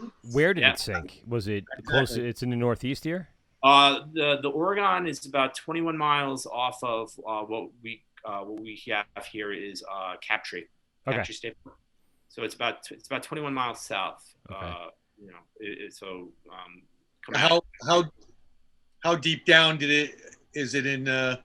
The ship itself is 130 feet down to the sand, and it's mostly broken down. So it doesn't really look like a ship anymore. It just looks like a pile of junk that's in a ship form. And the big pieces are still visible. And what's interesting about that is there's one huge piece that's down there. It's the size of a school bus, a large yellow school bus. It's huge. And we always use it that when we come up on the wreck itself, we'll throw the anchors over, and we'll actually throw some divers over into the water, and we'll anchor up to this piece. We didn't know what it was. It was just a big piece. Well, it turns out that this was the dynamo of the ship. So if you're not familiar with what a dynamo is, it's basically like the battery charger or battery generator for a direct current electrical system. Alternator. So why is that significant? Because the Oregon was one of the first ships that was ever outfitted with electricity. They had electric lights on the ship. Wow. And who installed the lights? Well, it was Thomas Edison. Wow. Edison, yeah, he was a proponent of a direct current electrical system. Sure was. Very unsafe, very dangerous. So shocking elephants and whatnot. Yeah. In 1884 or 1885, I'm not sure which year it was. That sketchy alternating current. It'll fucking kill you. 1884, 1885, the ship. Well, let me take a step back. We didn't know what this piece was on the bottom until we got a call from a producer out in California. Hold on, time out. Can I just go back? You dove? You're the one that dove down there? I've dove on the ship many, many, many times. Wow. Okay. Absolutely. But recently I was mostly working in the brewery. So I've taken a couple of years off of diving. And while I was not diving, the area where the bottles were kind of opened up so that we had access to them finally. So we had to do a couple of things. We had to maneuver some things, but we finally got access to them. Yeah. But the getting back to Edison, he was in a bind because this ship in 1885 was in New York Harbor, and the electrical system was broken. It was down, and they were set to sail, and now they're a day behind, 2 days behind, 3 days behind, and they're calling up Tesla, every day. Hey, you got to send an electrician out here. You got to send an engineer, yada yada. He's got nobody. All of a sudden, a young scientist walks into his office from like Hungary or wherever. He didn't know the guy, but the guy had a letter in his hand from a colleague of Edison's in Europe saying you have to hire this person who's the most ingenious person we've ever met, blah blah blah. Is it Hertz? Well, I'll tell you, Edison looks at him, doesn't even know his name. He says, "Can you fix a dynamo?" The guy says, "I can fix anything." So Edison, he dispatches him immediately to the New York Harbor, to the port. It was, Pier whatever, 36, whatever. And within a couple of days, this young scientist, he fixes the whole direct current system, no fanfare, and the ship's on its way. Edison writes a letter of commendation for him and hires him. And that scientist's name was Nikola Tesla. I think it was Tesla. That was Tesla's first interaction with Edison. And for anything, anybody that knows. Was it the last positive one? Yes, it was. Yeah, it may have been. Court cases in the early 1900s really set that relationship back a little bit. Yeah, exactly. But that whole relationship spawned from the Oregon and from this time in history. When technology was just at the forefront of its day, and then you had the application of that technology in commercial use. Almost like the guinea pig of the time, and it really was. Yeah. So we got a call from producers out in California saying, "What do you know about this piece here?" And we didn't know anything about it. Oh, that piece? Oh, the bus? You mean the bus? And they tell us that's the dynamo. And we want to send out Henry Rollins. He's doing a show, 10 things you don't know about, blah, blah, blah. And it's 10 things you don't know about Edison and Tesla. Well, that was one of the things people didn't know about Edison and Tesla. So they were going to do it on the show. He doesn't know how to scuba dive. Yeah, is anybody, you guys familiar with Henry Rollins? Do you know Henry Rollins? Yeah. Sure do. Yeah. So he comes out, they get him scuba dive, they get him certified, the whole crew. I can imagine him. And they do the whole show, with the cameras and everything on the dynamo. And this was about maybe at this point, maybe 9 years ago. And they do it off my buddy's boat, who has a boat we dive out of, Tom McCarthy, East Coast wreck diving. And from there, the legend of the Oregon just started to grow even more and more. And people have recovered these bottles in the past. People have made beer from those bottles in the past, but it's never been a commercial endeavor where we actually took this yeast, we cleaned the yeast to the best of our abilities so that it was, viable for what we wanted to use it for. Wait, clean the yeast. So what goes into cleaning the yeast? Not gonna take each scrub them down. Little tiny scrub bucket. Nice bath. Yes, they don't need a bath. Put a little steak sauce on it. Because you don't forget to use the loofah. Yeah, you really can't sanitize them in a way that you're gonna kill them. So there's got to be a method to this. Well, you're not half wrong there. It's almost like survival of the fittest in a sense, where you're getting rid of the ones that aren't as strong as the other ones, and then from there, once you get it down to, we usually in an application like this, we'll break it down to a single cell. So it'll be a single yeast cell that we then repropagate up from, and that's what happened here. So we recover these bottles, and these bottles are hundreds of years old, and they're not packaged in the manner that they would be today. They're handmade, and they've got a cork in them, and they probably had a wrapper or something around them. So there is saltwater intrusion, and a lot of things are going on. Now, do you know where they originally came from? Still no. Good No. That's a great question. That is the $1,000 question. That for us, that's the $1,000 question. We'll explain why, because. Well, the reason why is because back in the day that they were making these beers, they almost did things the same way that we do things now. They recycled the bottles. Yep. So a lot of the bottles, they were so expensive. They were all made by hand. Yep. So the bottles were let's say the ship went down in 1886. So we can assume this beer came from about 1886. The bottles themselves come from anywhere from 1863 to like 1885.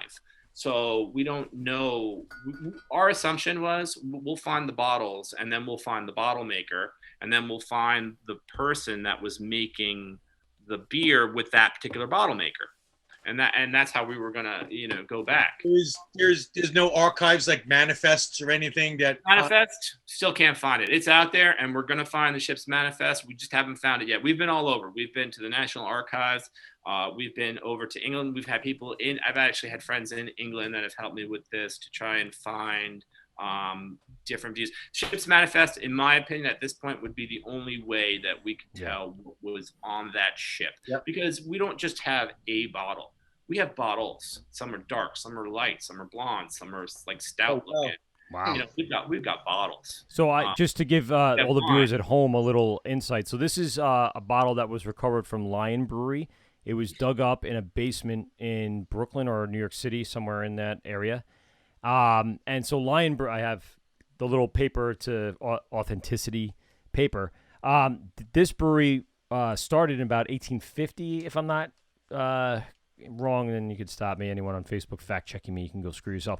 But it closed in about 1940s or something like that. But this one's dated in the late 1800s, so you can see very, very thick glass, extremely thick.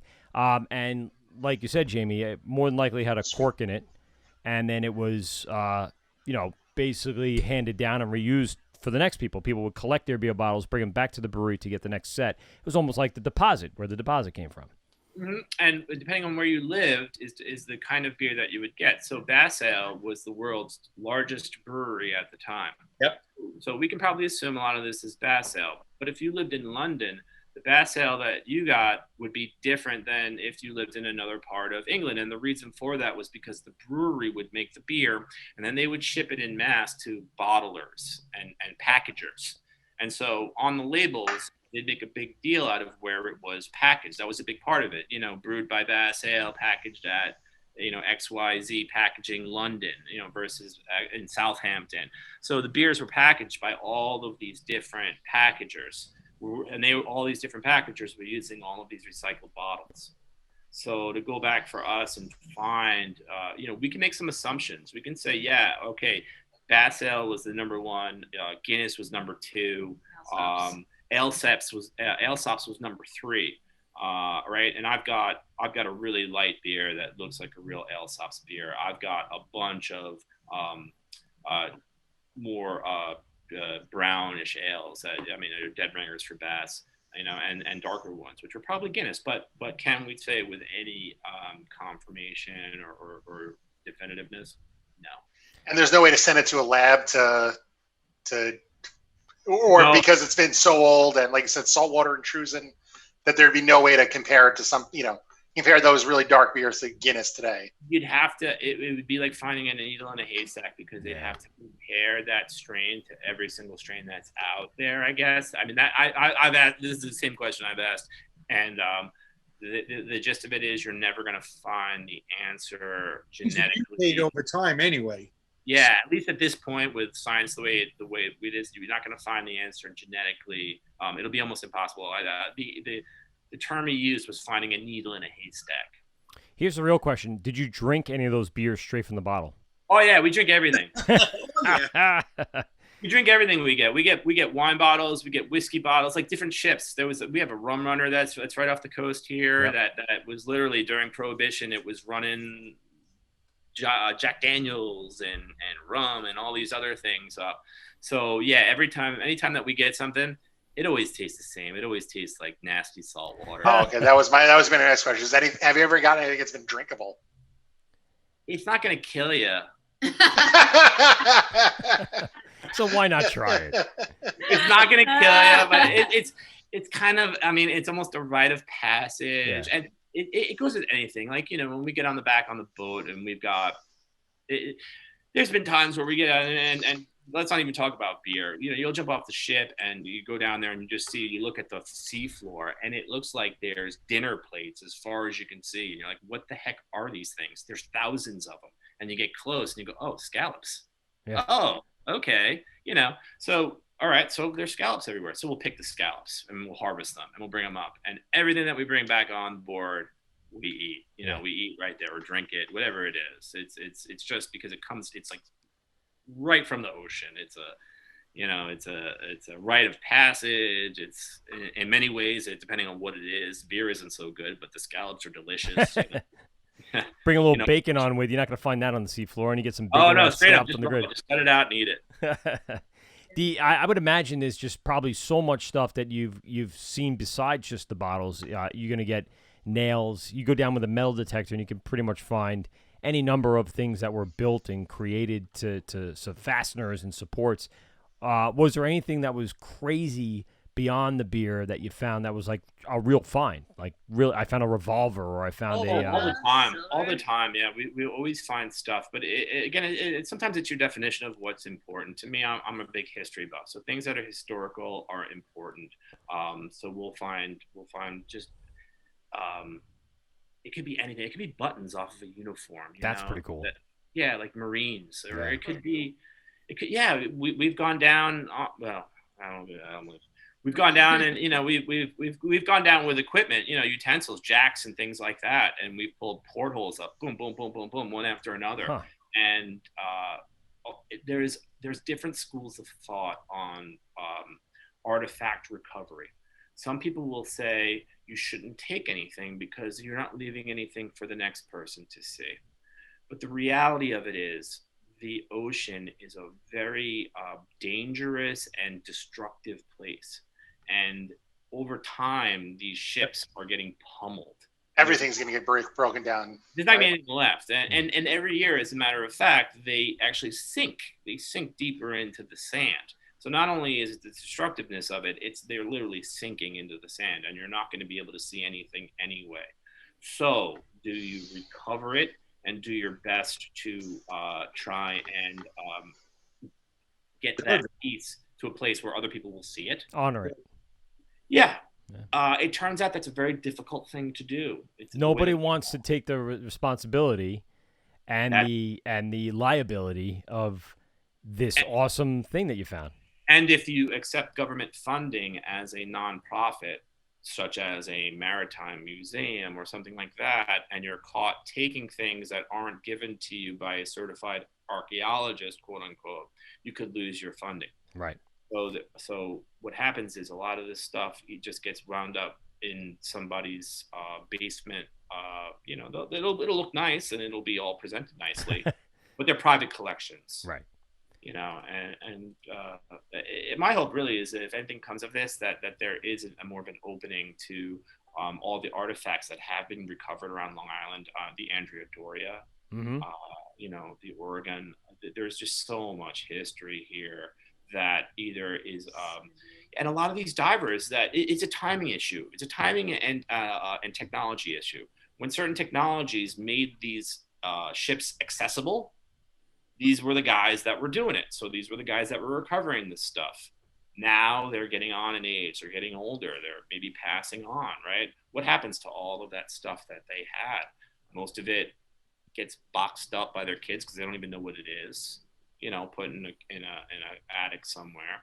So a lot of this has to do with, for us, we're recreating history by making the beer, but we're also trying to raise awareness of the history of it and the nautical history of Long Island, which I think is very important as a scuba diver and just living here. As a teacher of audio production here on Long Island, I make sure that I educate the students that I have, 11th and 12th graders, in what rich history, even like Nikola Tesla left his thumbprint on here. Weidencliff, you have his array that he had in Sayville that's now completely gone. The stuff that he was doing, the experiments he was doing here on Long Island before people called him a crazy person, and he lost a lot of, and both him and Edison lost both of their patents through the government. The stuff that he did was groundbreaking, unbelievable stuff here on Long Island.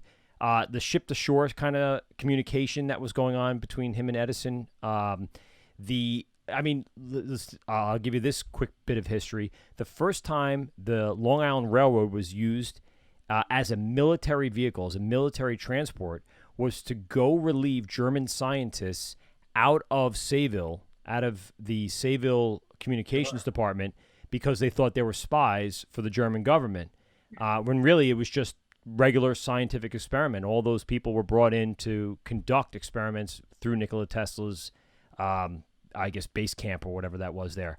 And right. So there's some crazy ties to both of those guys here. Everyone's probably read or seen Goosebumps, where my kids know about the history simply by watching that movie. But his experiments with aerial electricity, how he wanted to energize the world through shooting electricity through the air, most people have seen Nikola Tesla with the big bolts of lightning. They've seen the movie The Prestige. You kind of have this idea of him, but he had it bigger and better. He shot for the stars, and it was something that changed the world because a lot of his experiments ended up boiling down to what we know as our wireless communication today. It started with the AM and FM and then built its way up into what we have for cell phone service and Bluetooth and Wi-Fi and all these frequencies that they kind of uncovered. And again, I mentioned Hertz before because he's really one of the founders of where, some of these research and writings began. It's who influenced Tesla. So to make the connection to the beer world, we've all had beer that came before us and we've all had things.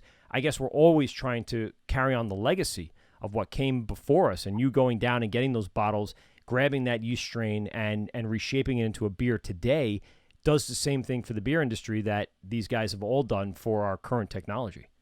Okay, so what I'm really interested in, and I don't mean to cut you off, how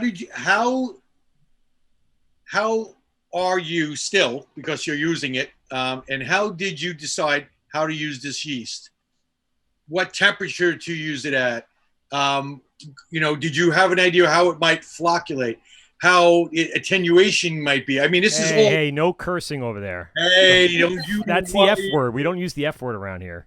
So, these are everything you had no clue. So, the experimentation part of this really was like, okay, here we go. Here we go. God damn, here it's we good. go. No clue. It's really just keep an eye on it. Keep an eye on it. I just test it over and over. pH, gravity, everything. How it's behaving. But what I wanted to say was, imagine if Nikola Tesla was a beer drinker. Oh, right? Oh my Imagine goodness. Nikola Tesla was a beer drinker. Who knows? Who knows? He could have been having that beer on the Oregon. There you go. Yeah, after a hard day's work, he just hey, I just fixed the whole damn ship. He could have touched it. Have one of those beers. Yeah, it could have been his mix 6. Yeah, you never know. What's my point? My point is the connection is there. It's there. So in terms of how we're going to use the yeast, I had no idea. So, but what did I know? I knew that I could make a base malt, right? This is pale ale, and make a base wort, unfermented. Woo! I don't have the sound machine. Usually I have a sound machine that does our can open.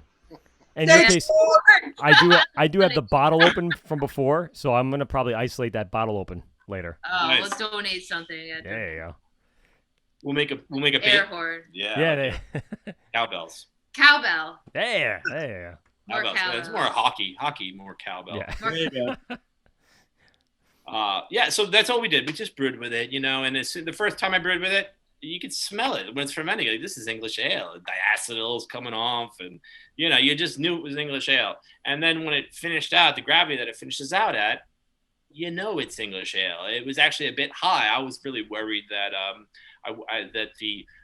we were talking earlier about cleaning the yeast, and there's a couple terms of vitality, which is like how strong it is, and the viability, how much of it is there that's really going to work.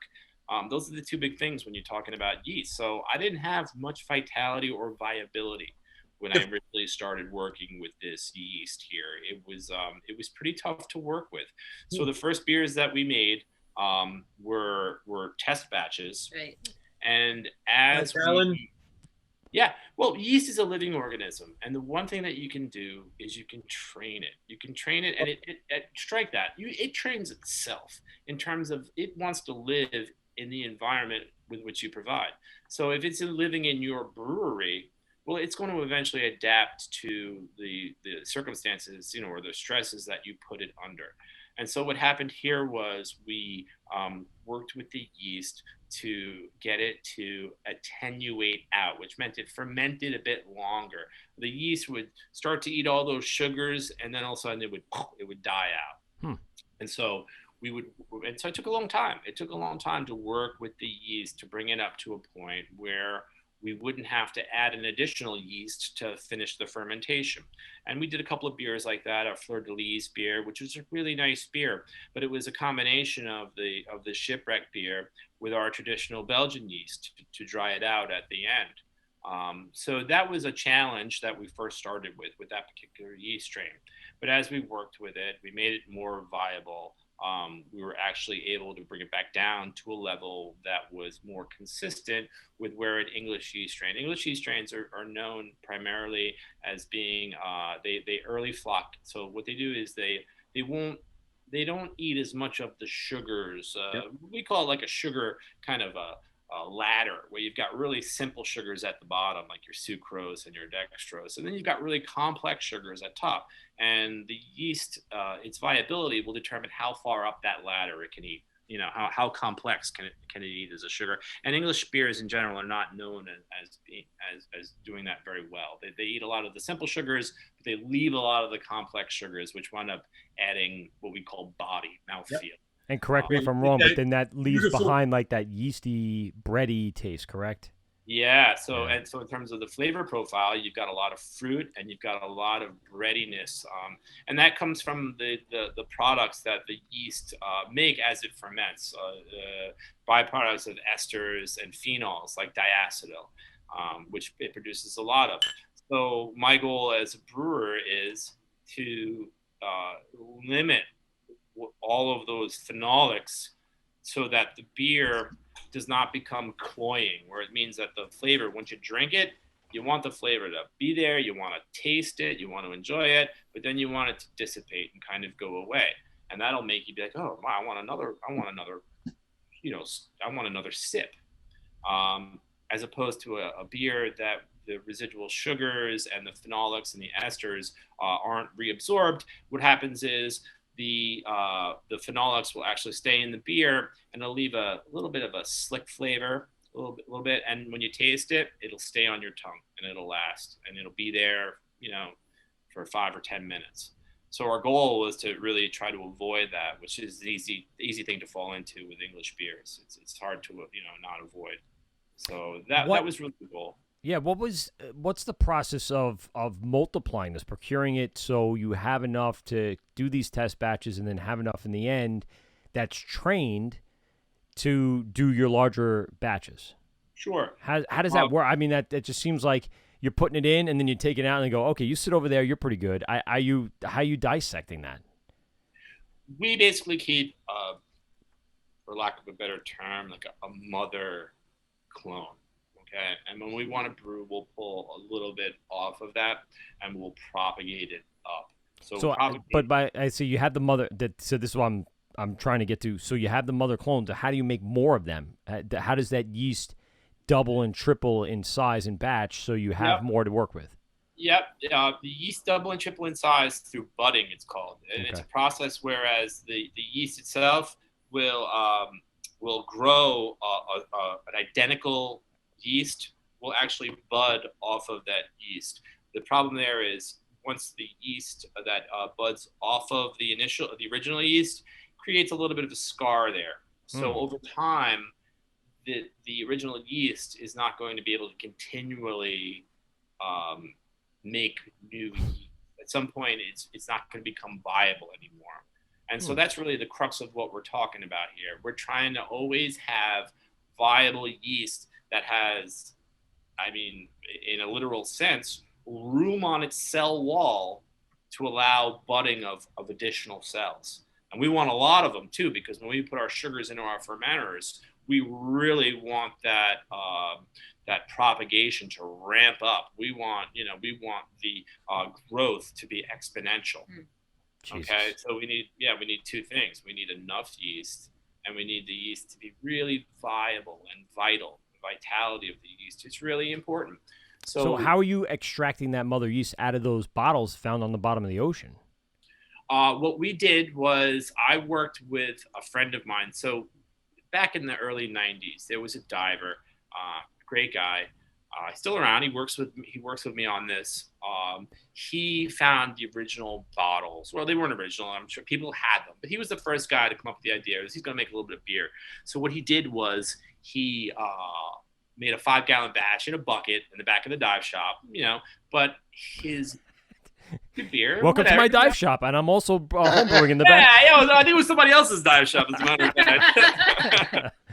But right next to the bright tank is the flippers. Go ahead, grab those, and we'll on the road. Yeah, pretty much. He had a background in microbiology. Ah, okay, that helps. So he was. You're a scientist. You got something there. And he had the original yeast strains, so that when we procured ours, he was extremely helpful. He was vital in terms of us being able to access the yeast out of the bottles themselves. And basically, I mean, what it comes down to really, it wasn't anything more than us pulling the yeast out along with a bunch of other stuff that was in there. And plating it on petri dishes. I was going to say, it's under a microscope. You're basically separating yeast from anything else that was on the ocean floor. More or less. Piece by piece, cell by cell. More or less, yeah. Absolutely. Cell by cell. That's crazy. Over and over again. Until we that got seems very tedious. I don't even like separating out my large and small paper clips. Yes. I'm serious. I'm not kidding. I hate it. I look at my box, and I go, how did these small paper clips get in this big paperclip box? Get it out of here. Yeah, and it was a total crapshoot. We didn't know if it was going to work or not work. So we're going through all of this effort without knowing, what was going to come of it. That was the biggest. That was the biggest. Now, more importantly, so you guys are finally going to release this beer. Oh boy. Yes. Thanks, Steve. Yes, Thank Steve. You, Steve. So I wanted to hear more science, Steve. Yes. Well, I did too, but more importantly, people need to know about this beer because absolutely. I mean. So we had this beer. I drank a whole lot already, and yeah, I'm almost done with the bottle. I finished it off. I'm feeling very good. Yes, me too. Delicious. Yeah, thanks. It took a little while, but I appreciate that. It's a real honor to be able to bring a little bit of history back so that people can enjoy it a little bit, and it makes it a lot easier if it's nice to drink rather than tasting like medicine. Yeah. Which it does not. It actually has a really great backbone. It's very delicious. It's also not. It's not like one of those typical pails where it's just light and crisp and like great, that's fine. This has some real like balls on it. I do like it a lot. As we spoke of earlier, bready, earthy. It has all those certain aspects to it, and the mouthfeel. Yeah, on point. Really nice, really nice. Fucking beer. And the story behind it is one thing, and then to have a really, really good tasting beer to follow up with it. Yeah, you can have a story, but if the beer's no good, you're like, that's a great story. All right, I'm moving on. This is worth.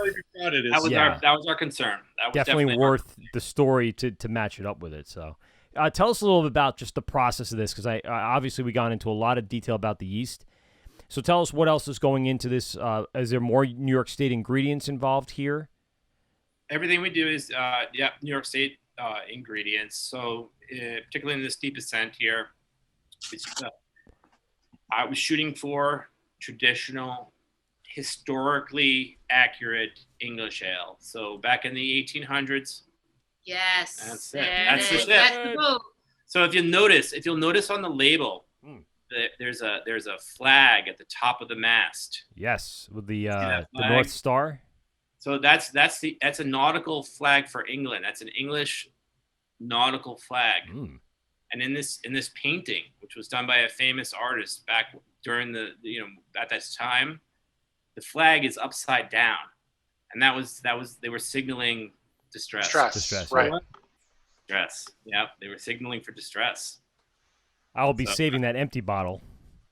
And you know what? I liked it so much that when I go up and get the second bottle, I'll be drinking that too. Well, I'll tell you what, if we do this again and we'll come up with new conversations and new subjects, what I'll do is I'll package the Deep Ascent in the original English bottles. Yeah, you still have that. That was a question I had before, and I didn't ask it. You still have all the original ones. My gosh, we probably got about another another dozen bottles to go through. Absolutely. Unopened. Wow. Wow. You never know what's. And are those cork and cage as well, or what? No cages. Cork. Just corks. Yeah, it's a thin opening, and it's thinner than a wine cork. Wow. Huh. Like a pinner almost. It's kind of openings. Yeah. And again, no markings because they had a wrapper, and the corks themselves are How would you would you use a corkscrew to open them? Is that how do you Using suction or or heat? they? I would assume. Yeah, what we did was we pulled them out, using a little bit of suction. Yeah. But I mean, a corkscrew, could you do it? Yeah, maybe. I mean, you got to imagine it's very brittle. The cork is brittle. The glass, the glass is very strong, but the cork is very brittle. So even if you don't keep it properly. Example, you should keep wax in the corks. Right. You put the wax in the corks, and then you don't have an issue because the corks are really very fragile and they'll dry out. They're very fragile. They'll dry out. They'll start to break apart, and you could actually smell the salt water. Especially after a century of being underwater and being wet the whole time, immediately salt water will dry out. Oh, absolutely. And it's anything that you get from that you recover as an artifact, you really want to take care of right away, because the environment that it's been in is just such a bad environment that you want to make sure that if there's anything you want to keep, make sure that you take care of it right away, or else once it gets to the surface, forget about it. It'll fall apart. So you're coming out with this beer on Monday? Sunday. Sunday. So why Sunday? Well, Sunday, it's close to World Maritime Day. Ah. It's not exactly World Maritime Day, because that doesn't fall on a good day when people are off of work. Right. Smart move. We're not doing World Maritime Day? There's got to be a little marketing involved here. We can't just willy-nilly. So if you want to see these bottles will be on display at the bottle release of Deep Ascent Pale Ale, which will be happening at our tasting room on Sunday. Which is World Maritime Day for now. Wink, wink, nudge, nudge. For us. Almost. It's fine. Yeah. It's almost World Maritime Day. Now, the key is I'm probably guessing there's not a whole lot of these bottles to be had. So if you really want them, you better come and get them. Because we're already reserving our bottles. So right away, y'all ain't getting these bottles until we get some bottles, motherfuckers. That's true. This is the Deep Ascent original, and we're going to come out with a bunch of other beers along the Deep Ascent line. So, what have you got planned so far? Like different adjuncts or different styles? So one of the variants. I made I are the divers that we worked with, and the divers that helped us, and the divers that when I told my friends, guys that I dive with, my vision of what I wanted to do if we had found these bottles that were still intact, because we had been diving for years, and all we would ever find are broken bottles, because everything was always broken. You'd find a piece of this, a piece of that. I let it be known, when we find these bottles, we're gonna make a beer out of it. We're gonna make a commercial beer out of it.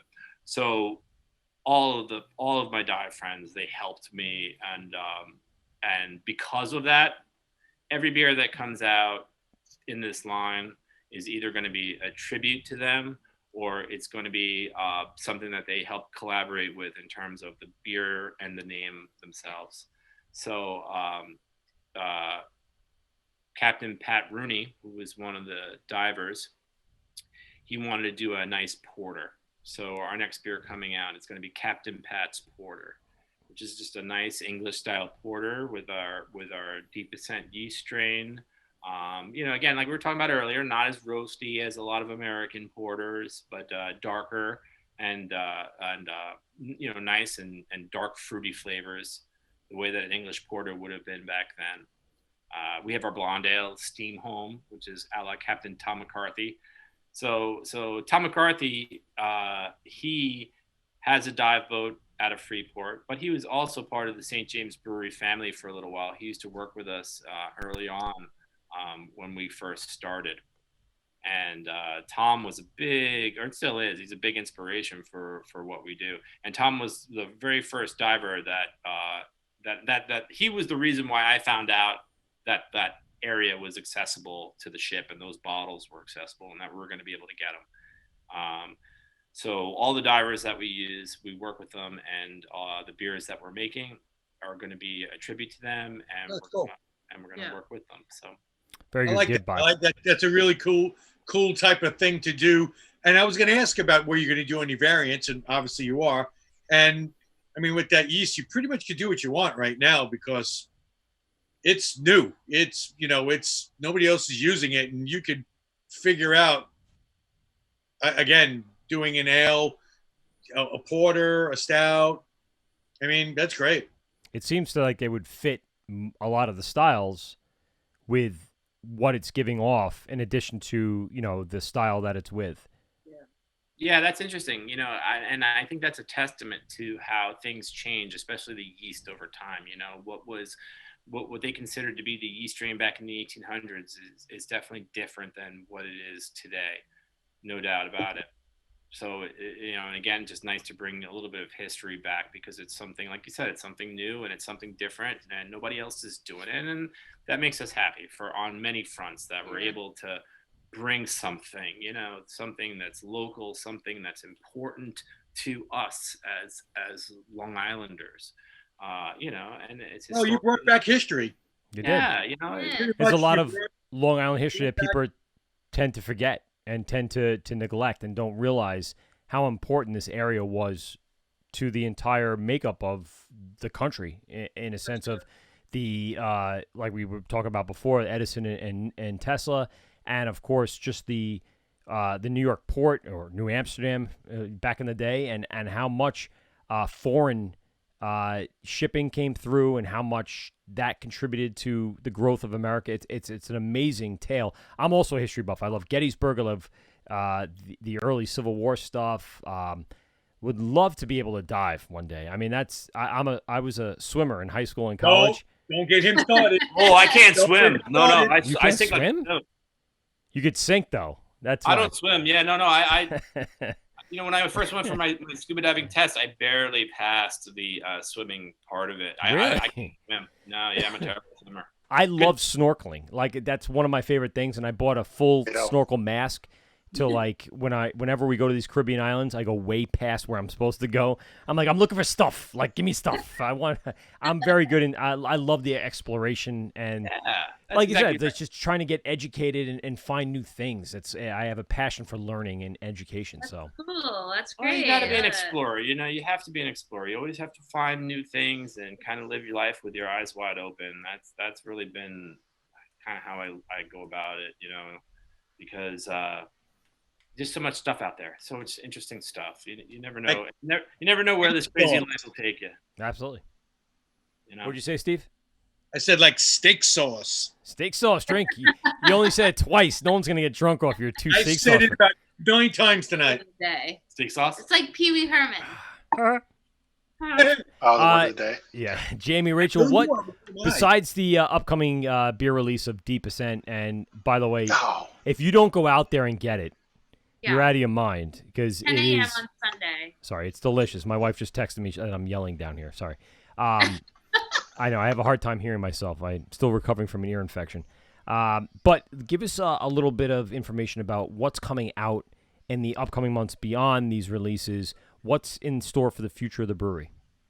Well, in terms of the beers themselves, what's coming out next is it's going to be seasonal stuff. So I've worked constantly looking for new things. We've got a maple farmer from upstate New York. Basically, they maple, right? Make maple syrup, maple this, maple that, you name it, maple, they make it.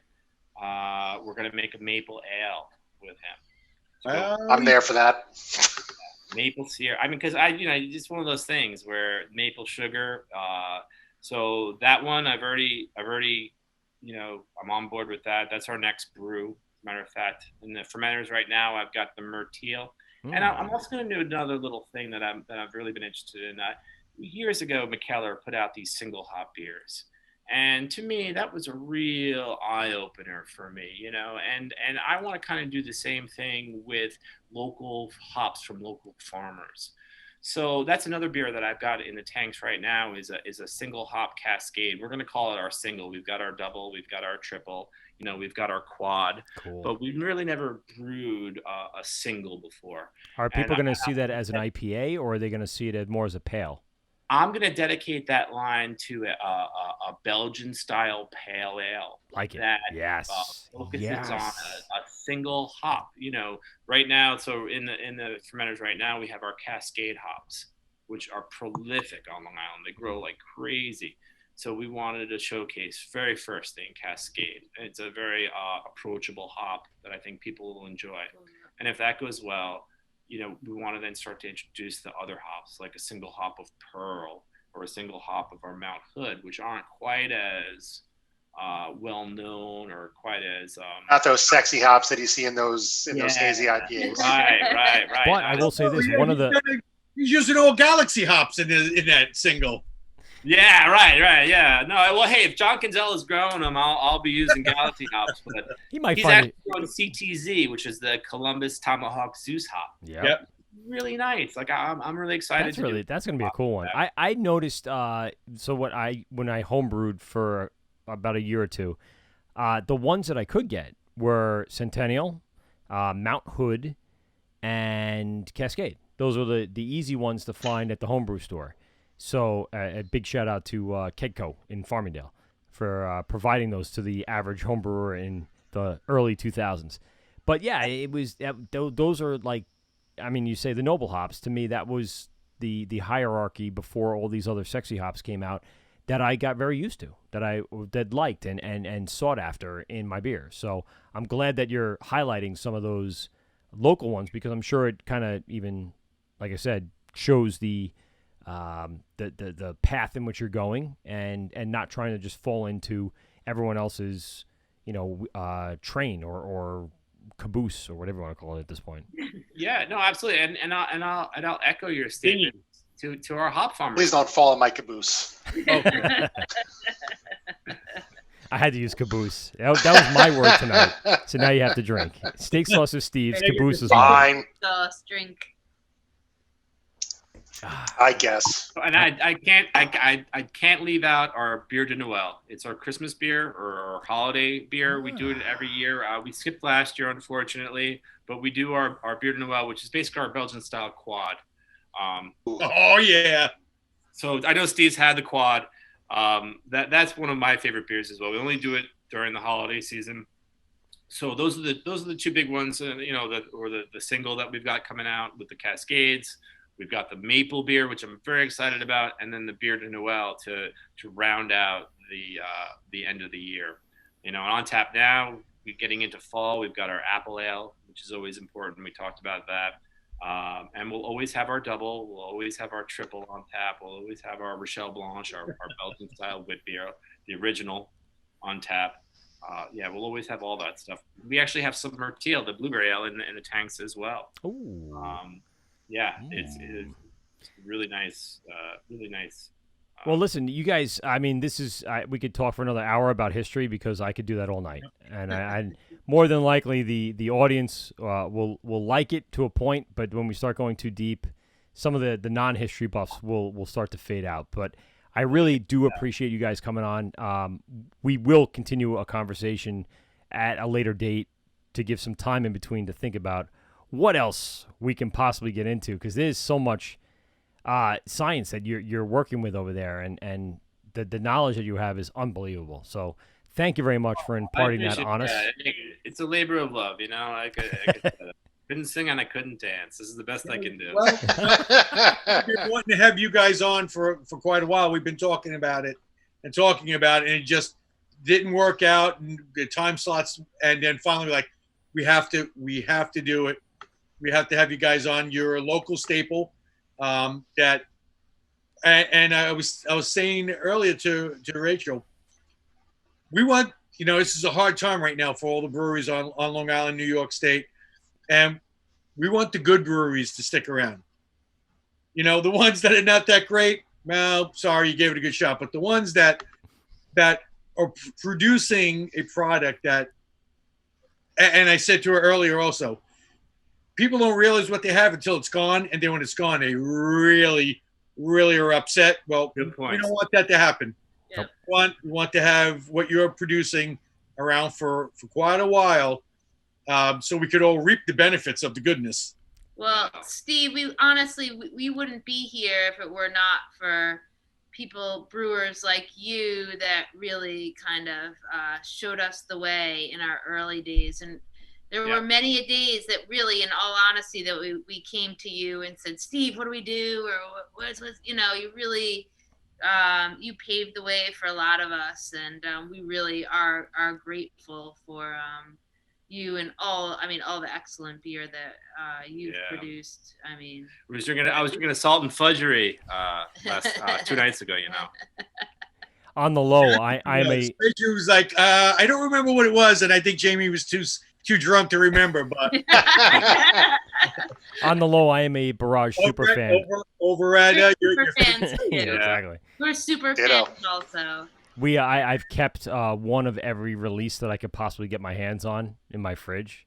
That's amazing. I told Steve one day I'm buying it, and then we're gonna give it away, not for drinking, but just to reward somebody along the way for something that they did for the show. Reward. But he's done so much. We call him the godfather of Long Island beer. I mean, that's what we say out here, especially in Suffolk County. And not like I'm an old bastard though now. Old bastard. Well, yeah, obviously.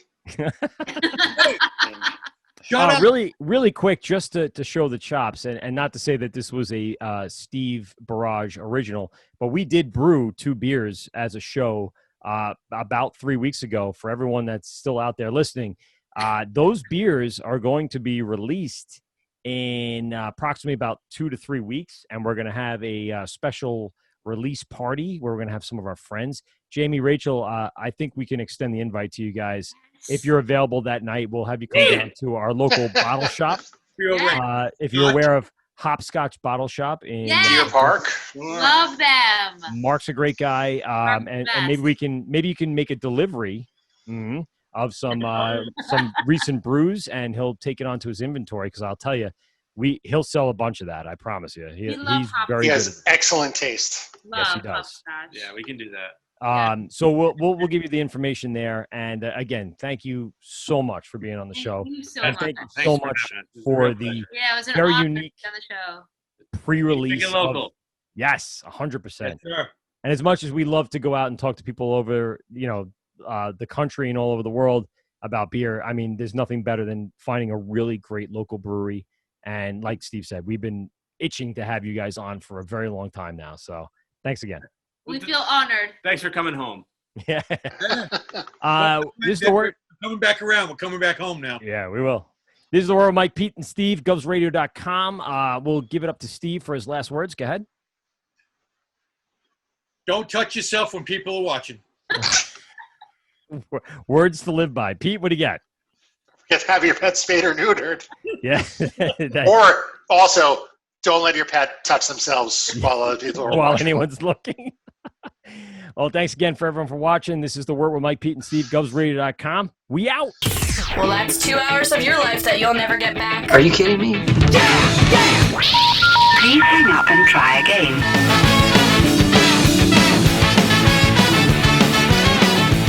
This has been The Wort on Govs Radio.